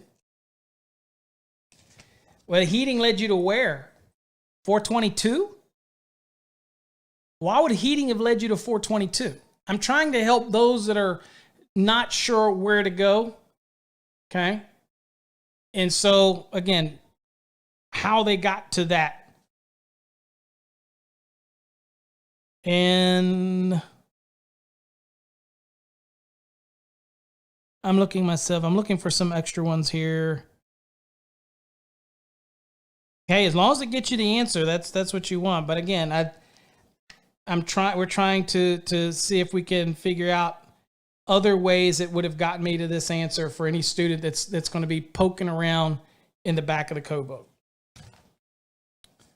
And so the consensus is everybody went to the infrared heating lamp appliances because you just went to infrared.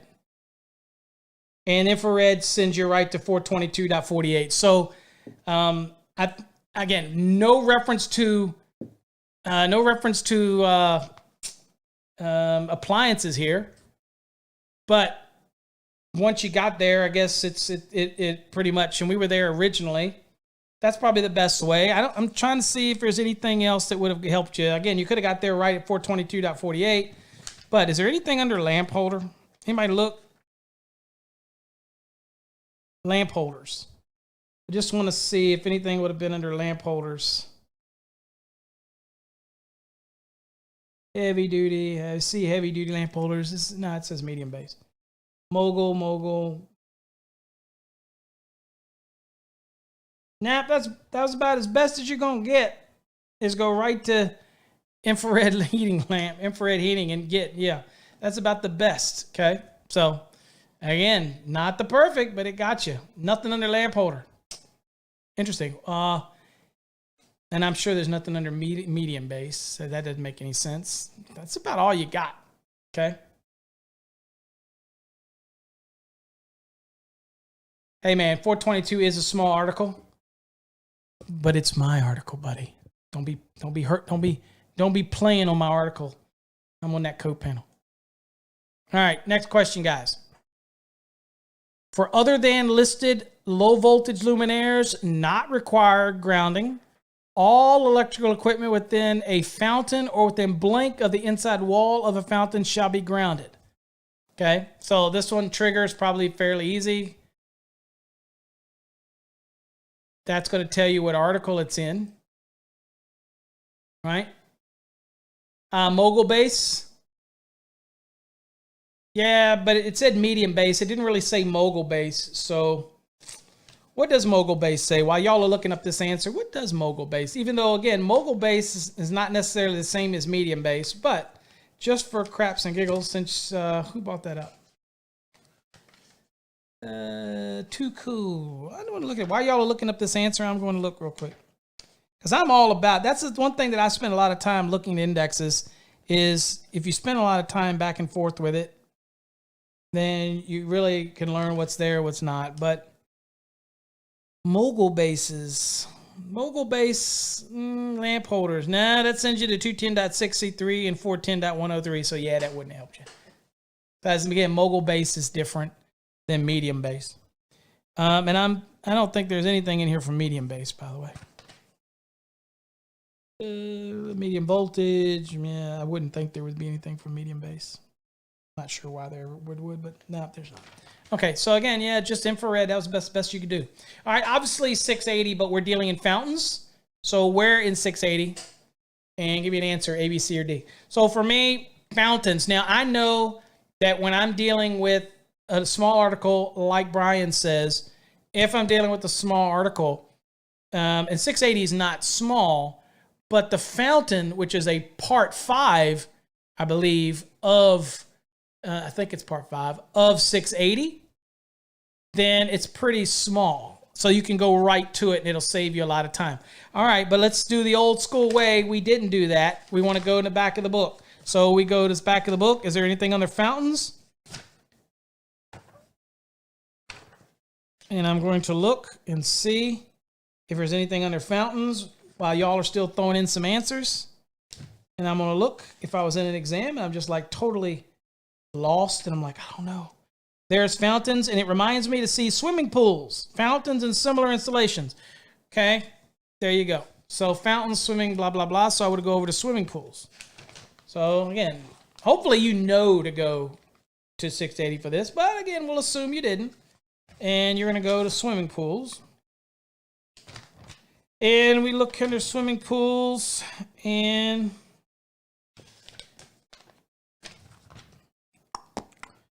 swimming pools.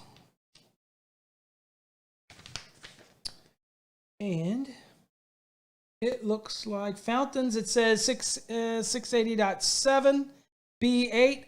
Too far. So if you get used to the code, you'll know that that is too far up in the front to be adequate, right? You just have to learn those. You're like, okay, what's the next fountain? Well, it tells me that it's fountains. I'd also noticed that it has a direct reference to fountains, and that one says 680.51A. Might be the answer, might not be the answer, but it's going to put me into the part that I need to be in, because just prior to that, I saw that fountain is actually 680 part 5, like I said. So I am looking at everything here, and I'm trying to scan it, and I'm looking and say fountain. So I'm going to write part 5, I'm going to write 680.51A, and then I'm going to go down and see if there's anything else in there that might be, say, something specific that would be of additional benefits to me while I'm already here. Nope. Okay, so I'm going over to part 5, and I know that once I get there, I'm going to pretty much be in the .50 area. Okay, so again, now we kick to our scanning. So I'm going over to 680. This is where your tabs do come into good play. And I'm going to part 5. And once you get to part 5, it's fountains. And then fountains. Now, remember what you're looking for. Other than listed low voltage luminaires, now what are the triggers here? Well, we got here, but we also know that it gives us a 10-foot, 6-foot, 8-foot, 5 feet. So if I'm already in the right place, one of the shortcuts that I could do is I already could start looking for those references to 10, 6, 8, and 5. Okay, it's not a shortcut. It's just, again, using those methods to find it. So I'm looking and seeing if it's relevant, and I see wiring. Okay, so I have an example for the wiring, but again, what are we talking? Low voltage lighting. So all of those triggers. Then I'm thinking, all right, where am I going to find my allowance?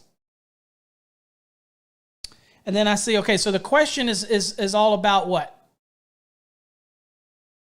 What's the premise of the whole thing? Do I ground it or not ground it? I mean, that's the question. To ground or not to ground? So I'm in here and I'm looking and I see the first one, which is up in the E for the wiring. And I was like, nope, it has nothing to do with what I'm talking about. I go down, oh, grounding. Other than listed low voltage luminaires, boy, that matches that. Not required grounding. All electrical equipment located within the fountain or within 5 feet of the inside wall of the fountain. And that's the only other reference to a number. So to me, it's 5 feet. Okay. So again, that's how I would do the equation. Okay. So that's 680 at 54, 1. It wouldn't be 10 feet. It would be, again, this one's dealing with the low voltage luminaires, not required to be grounded. So if anything is within so many feet of the wall, it would have to be grounded. Okay, other than those that are not required to be grounded. So this whole question is laden with grounding. Okay, and we get there from the fountain. Once we get to the fountain, we're looking for triggers. Okay, and if I just use the triggers, let's just do this for fun. If I just use the 10, 6, 8, and 5 to help me out with this one, because again, fountain is very small, I only see 10, 6, 8, and 5. I only see it used one time, and that is in the wiring 680.51E, which says 10 feet. But this question has nothing to do with wiring, so I'm moving past it. And then the next reference that I come to is the 5 foot. That's the only other numeric reference I come to. So that is a way that you actually use the answers to help you find the question and be able to match it up this way. Just make sure you read the question, you identify what you're looking for. It's all about grounding, but I have to find the trigger that puts me where I need to be, and that is in fountains. Once I'm in fountains, why am I here? I'm here because it's a grounding question, and I'm looking for a specific number of feet. And that's how I answer that question. All right, next question. And I've got about 14 minutes before I have my engagement I had to go to, or I have to do. All right, so let's do this one. In general, luminaries and lamp holders shall have no live parts normally exposed to contact. An exception to this rule is where a cleat-type lamp holders are located at least blank or more above the floor. They shall be permitted to have exposed terminals. Okay, so look at this one here. Okay, we're talking about luminaires and lamp holders. Okay, so again, you could probably say, well, does that mean that I'm going to be in 410? Maybe, but we need to go and look and see what might be under luminaires. And of course, we might have lamp holders, but let's look under luminaires. So the question is, anything that I'm looking and it says, let me look down the list here. See if there's anything that might give me anything in here that would be beneficial to me under luminaires. Okay. And let's see here.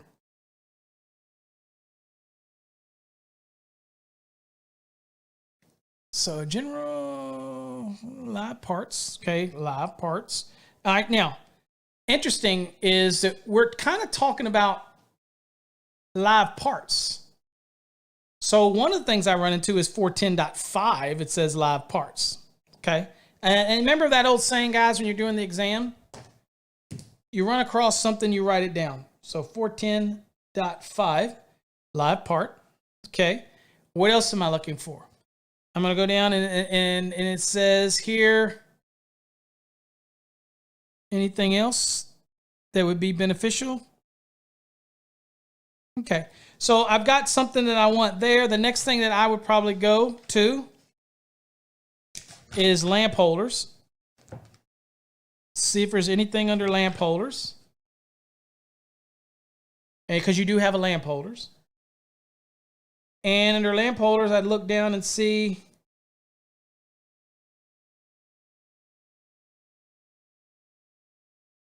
all right, we have, all right, so one of the things it's talking about is the exception to this rule is the cleat type lamp holders are located at least blank over the floor and exposed terminal. So one of the things that I might write down, just if I was writing these down to look, is installation. And that is 410 dot, let's see here, that's part, let's see, what is that? What is that? That is 6, what is that? 6, 7, 8, part 8. Okay, so 410 part 8. Okay, so those are some areas that might be beneficial to me if I was trying to find places that I can go look up in the code. Okay, is what I'm going to look at. So Time is of the essence for us. Okay, so again, first thing I'm probably going to do is, at this point, is there anything else I'm going to look at while I'm back here studying? Again, you're not doing an exam. Again, I get a lot of people that say, how's that going to help you exam? Then you have no idea how to prepare for an exam. And if anybody ever teaches you otherwise, run quickly, because they're the poorest educator in the world. Okay? If they assume that you already know it because they're going to regurgitate it to you, you need to run from that educator. You need to learn the process of how to find the answer. And that's what we do here on Wednesday nights. We look at all the plausibilities because it causes you to have to move through the code book. All right. So one of the things that I might look for is to say, okay, well, maybe is something unique. Again, the lamp holders was unique, and I don't know anything else other than that. But I like to look, and I would see, is there anything that has to do with cleat? No, nothing to do that I see anything to do with cleat. Okay, so we're done with that part. So for me, now I'm going to, and remembering what part things we said to look for in the code. So the first one was 410.5. So I'm probably going to go to 410. You got your tabs. You can just kind of, I'm sure there's a tab for it if I find it right there. And 410.5, it says, luminaire, portable luminaires, lamp holders, and lamps shall have no live parts normally exposed to contacts. Exposed accessible terminals and lamp holders and switches shall not be installed in metal luminaire canopies or in open bases or portable table or floor luminaires. Exception, cleat type. Cleat type lamp holders located at least 8 feet above the floor shall be permitted to have exposed terminals.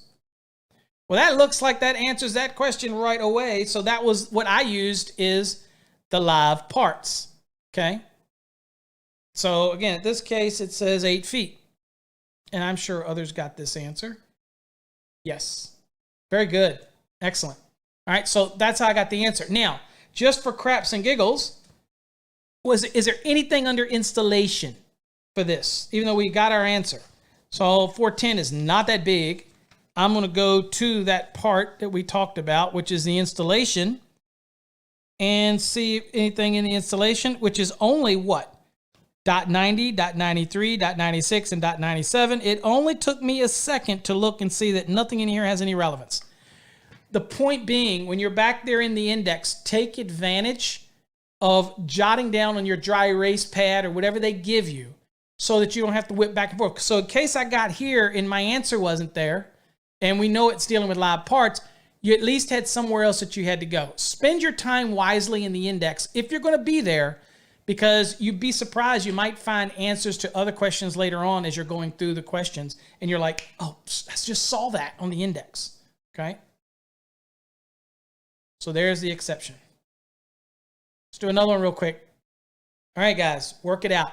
We have a given. I have a dairy farm with a 12240 volt single phase electric system.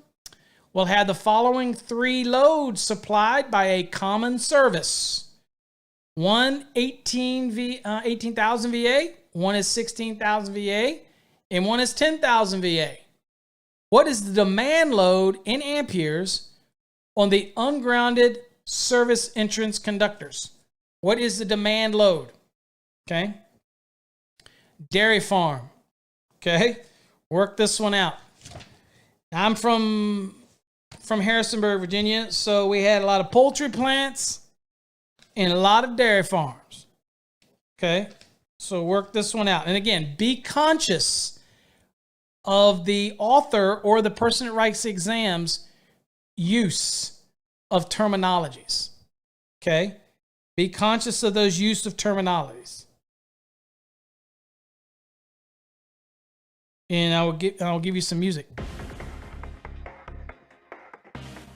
This is a farm, by the way.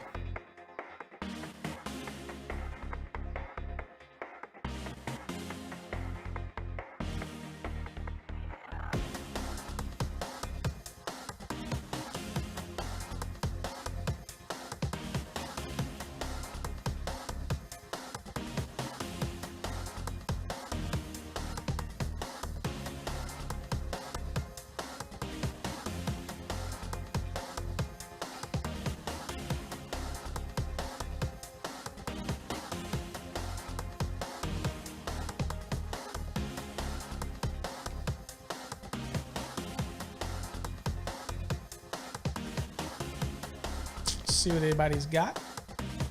I got any questions? I got some answers. I do have some answers.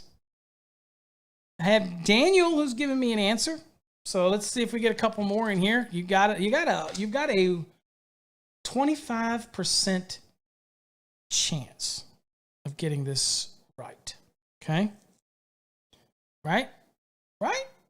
You with me? You may have a 25% chance of getting this right.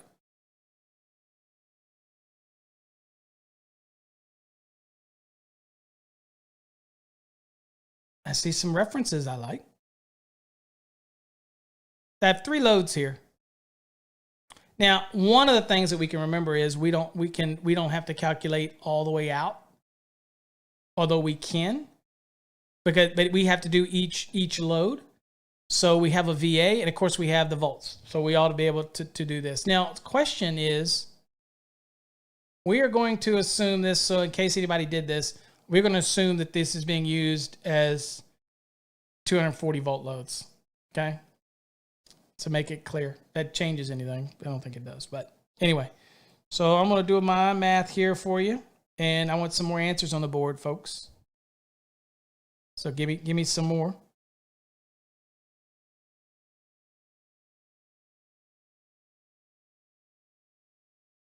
I got a couple more. Let's see. I got Daniel O.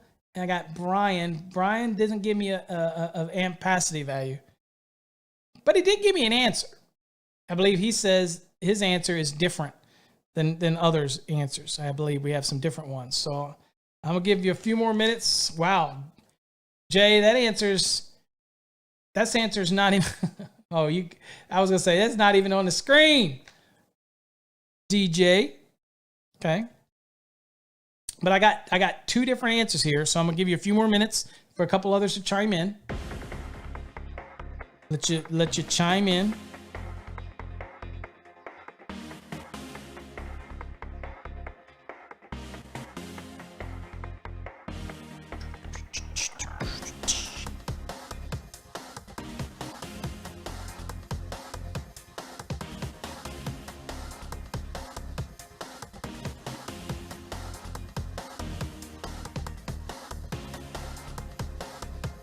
Now it's going the other way. I got some other answers here now.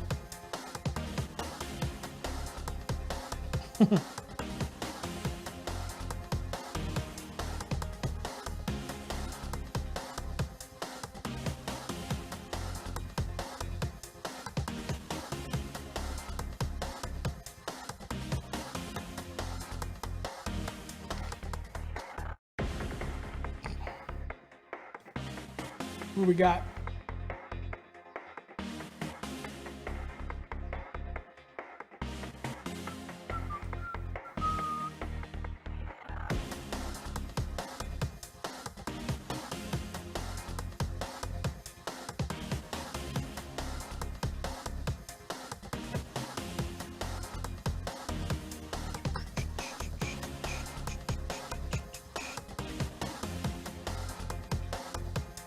All right, it's enough.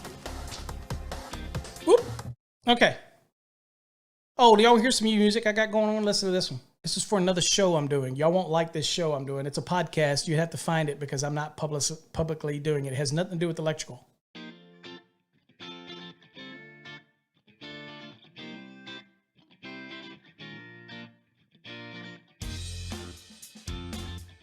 What y'all think of that? Is that catchy?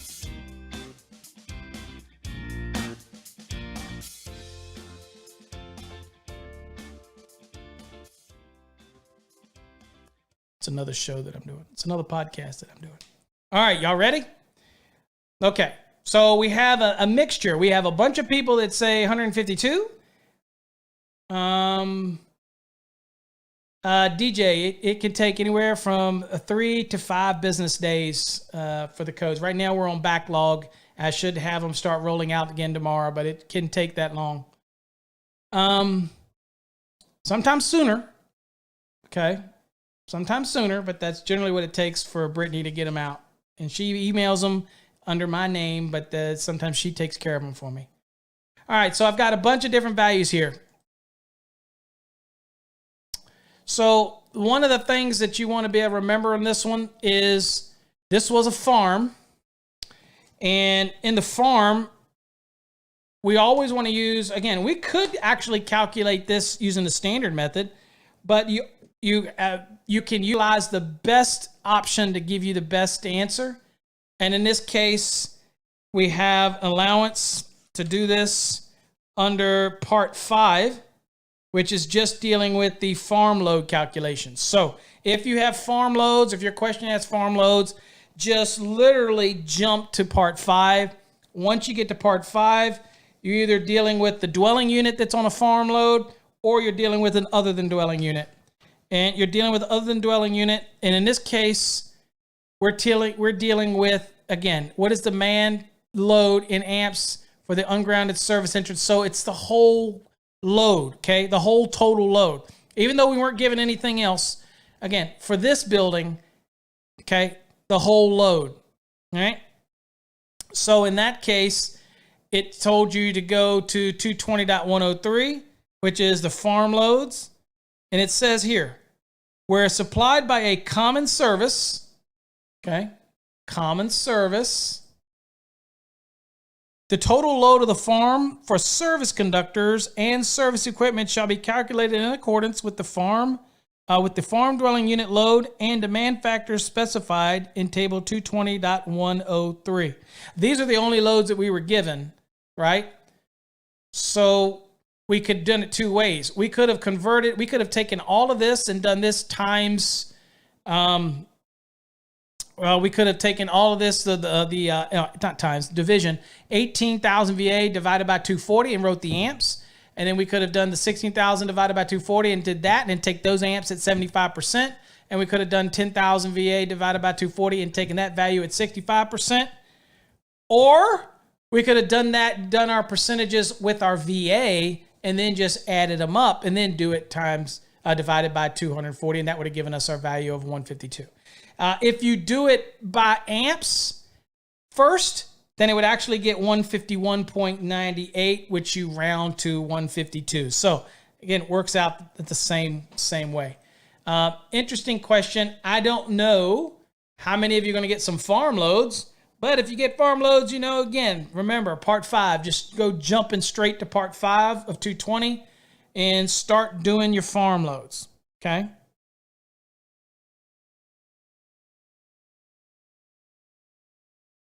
Hey, Jose. No problem, brother. I'm glad I can help. But hopefully I help. Hopefully I don't confuse anybody. Uh-oh, wait a minute. I'm late for my thing.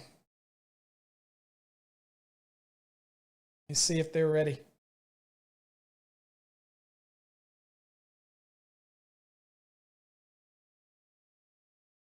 Yep.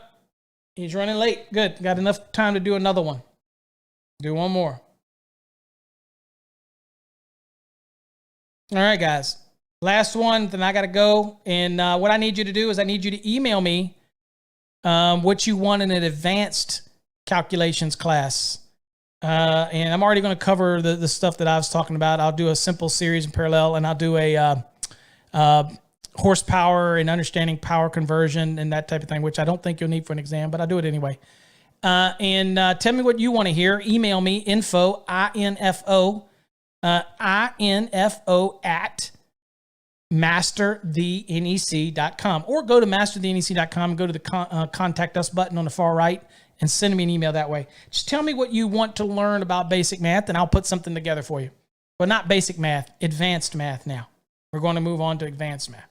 All right, answer this question here, folks. The 4 or more loads for the last question really doesn't matter, because that was dealing with a farm. Didn't matter. Oh.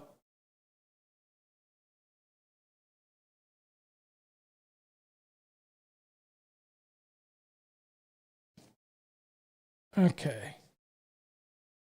All right, let's see here. So when calculating the total load of a mobile home park, okay, again, mobile home park, before demand factors are taken into consideration, each individual mobile home lot shall be calculated at a minimum of what? 20, 16, 24, or 15? What do you think? Well, here, remember, mobile home park. Then you're talking about the individual lots and how you would calculate those before you even applied any demand factors. So a lot's going to obviously have a given value, right? If I didn't give it all away. So if you're seasoned, then you know to go right to where. Tim knows where to go. Brian knows where to go. Okay. So, yeah, Ronbo, advanced basic calculations. Yeah, sorry about that. So it's advanced calculations. Ronbo style. Okay. All right. So, what do you think? Tim's got me going into 550. So first things first, if I didn't know 550, you should, because that should be something you learn. The 550s dealing with mobile homes and mobile home parks. But if you did not, you know that it's a mobile home park. So I could go to the index while I'm stalling for time with my conference call that I have to go on. Yes, at 9 something at night here, and it is a student private session. Okay, mobile home parks is in the back of the book. Yay! And it says under mobile home parks, Article 550. You would write that down because that's the first part. But then you go down and it says mobile home service, mobile home demands. Wow, it looks like there's only like 0.30 is 0.3. What is that's the majority of where everything is. So I know that everything's going to be right around there anyway. So I probably wouldn't spend any more time here. I'd probably go to 550 and start hitting the bowls right away. But remember, it's the total load for the mobile home park, and we're looking for a individual mobile home lot value. Okay, so I like the minimum allowable demand factors. And this says before the demand factors. So I'm looking like I'm going to be right there in the middle. So I'm probably going to say, I'm going to go to 550.31. But anywhere in there is going to get you where you need to be. So I'm going to go to 550.31. Probably got a tab for it. 550 mobile home. Notice it says mobile homes, manufactured home, and mobile home parks. So I'm probably going to jump to where it starts dealing with the mobile home parks, because that's kind of the way my question was. So I get into mobile home parks. All right. Now, what's my question? All right. So I'm seeing here, I don't like how this reads. However, we have to remember two things. You have a value and then you have demand, the demand table. So the table's at the bottom. So we're not in that. We're in the basic rules of 550.31. So it says park electrical wiring systems shall be calculated at 122.40 volts on the larger of the following. One or two, larger of either or. 16,000 VA for each mobile home lot, or the load calculated in accordance with 550.18 for the largest typical mobile home that the lot would actually accept. Okay, so based on this question here, it's simply asking me for a value. It doesn't give me anything else, so I have to go with the value that it's given here. And so to me, that would be 16,000. And that would be my answer.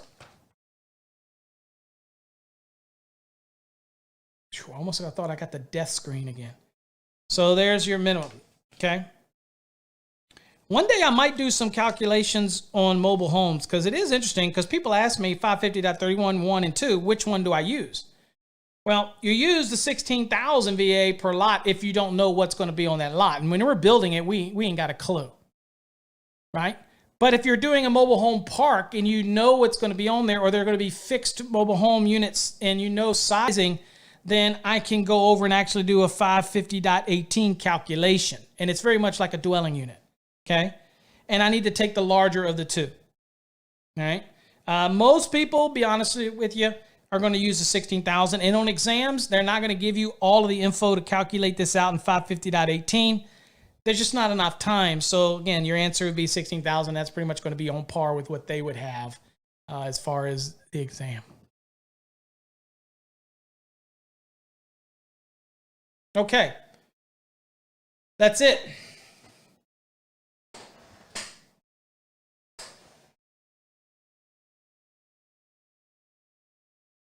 Woo! Look at that. Hot off the press. That's not bad. That's not bad. Smells new. This is 100% cotton. I make sure if you order something that it's at least one size larger, because cotton, you know how that is. Although get the blend ones better. But this is cotton 100% because I like cotton. I like cotton, so I always get it one size bigger. And then my wife never puts these in the dryer anyway. They hang up dry. I'm like old school. I'm like country boy.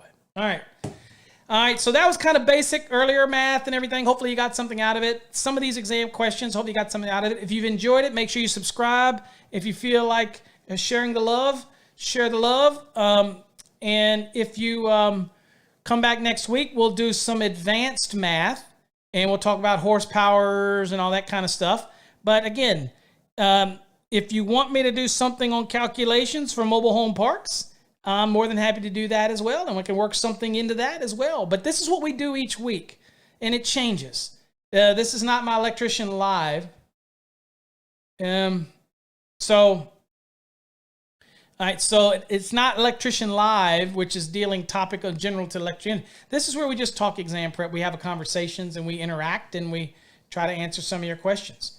So with that said, is there any questions that anybody that might want to answer before I run off? He's going to text me when he's ready. So,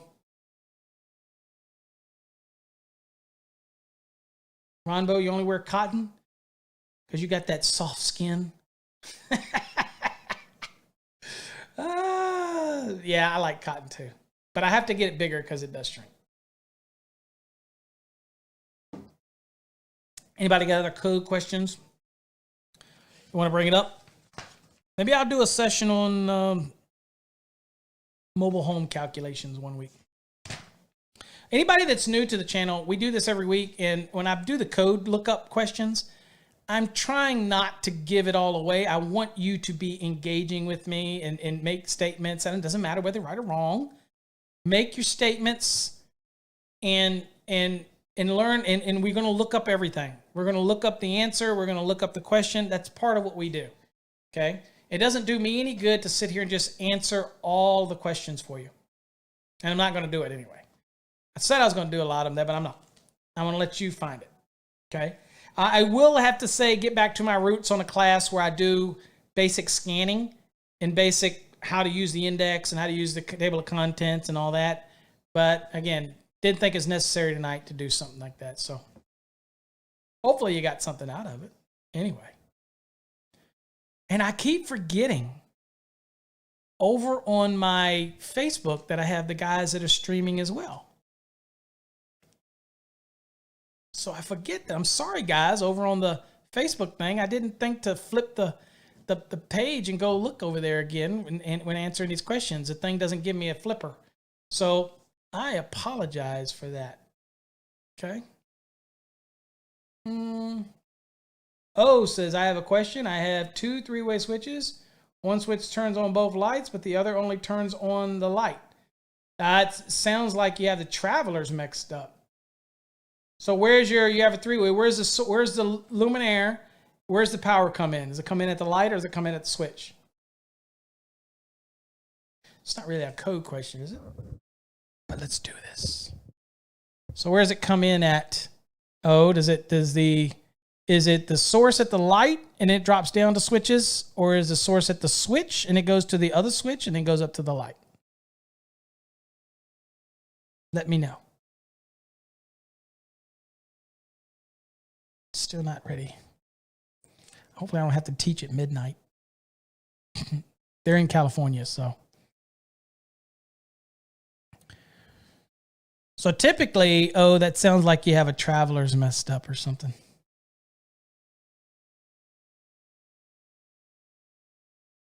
Yeah, well, I usually don't answer questions on Saturday night because that's a topic show. But typically, if the power's coming into receptacle, receptacle. Wow, hold on.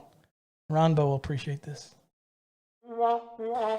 If the power's coming into the switch and it's a three-way switch and it's going to the other one and then it's going up to the light, then, okay, typically what's happen with that is it's simply power comes in, it goes to the common.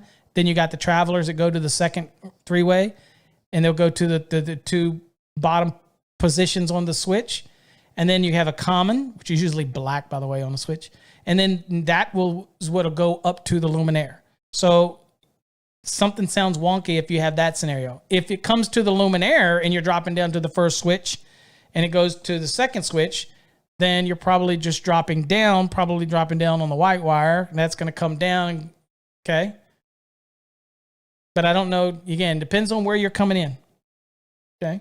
You might even come down and go all the way to the end and trace it all the way to the end, and it goes to the common at the end, and then you have your travelers that come back to the switch that's closest to your luminaire, and then you have your common, then that goes back up to the luminaire. That way.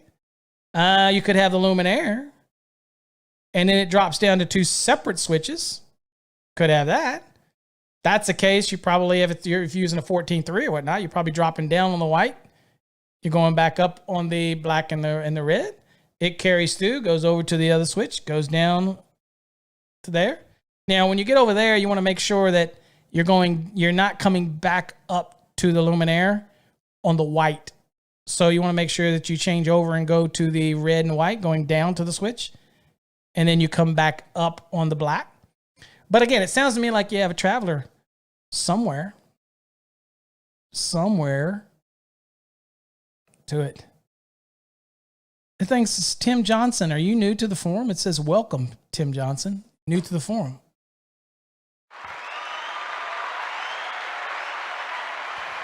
Thank you, Tim Johnson. Welcome to the forum. So again, if you're new and you kind of like what you see, and we go through, each week is a little different. We do something different. Next week, I'll do some advanced math, or as Ronbo likes to say, like I like to say, advanced basic math.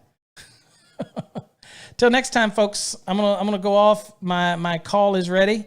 I appreciate you all. Hopefully you got something out tonight. I didn't just ramble on for nothing, that you got something out of it. So till next time, folks, stay safe. God bless. Appreciate y'all.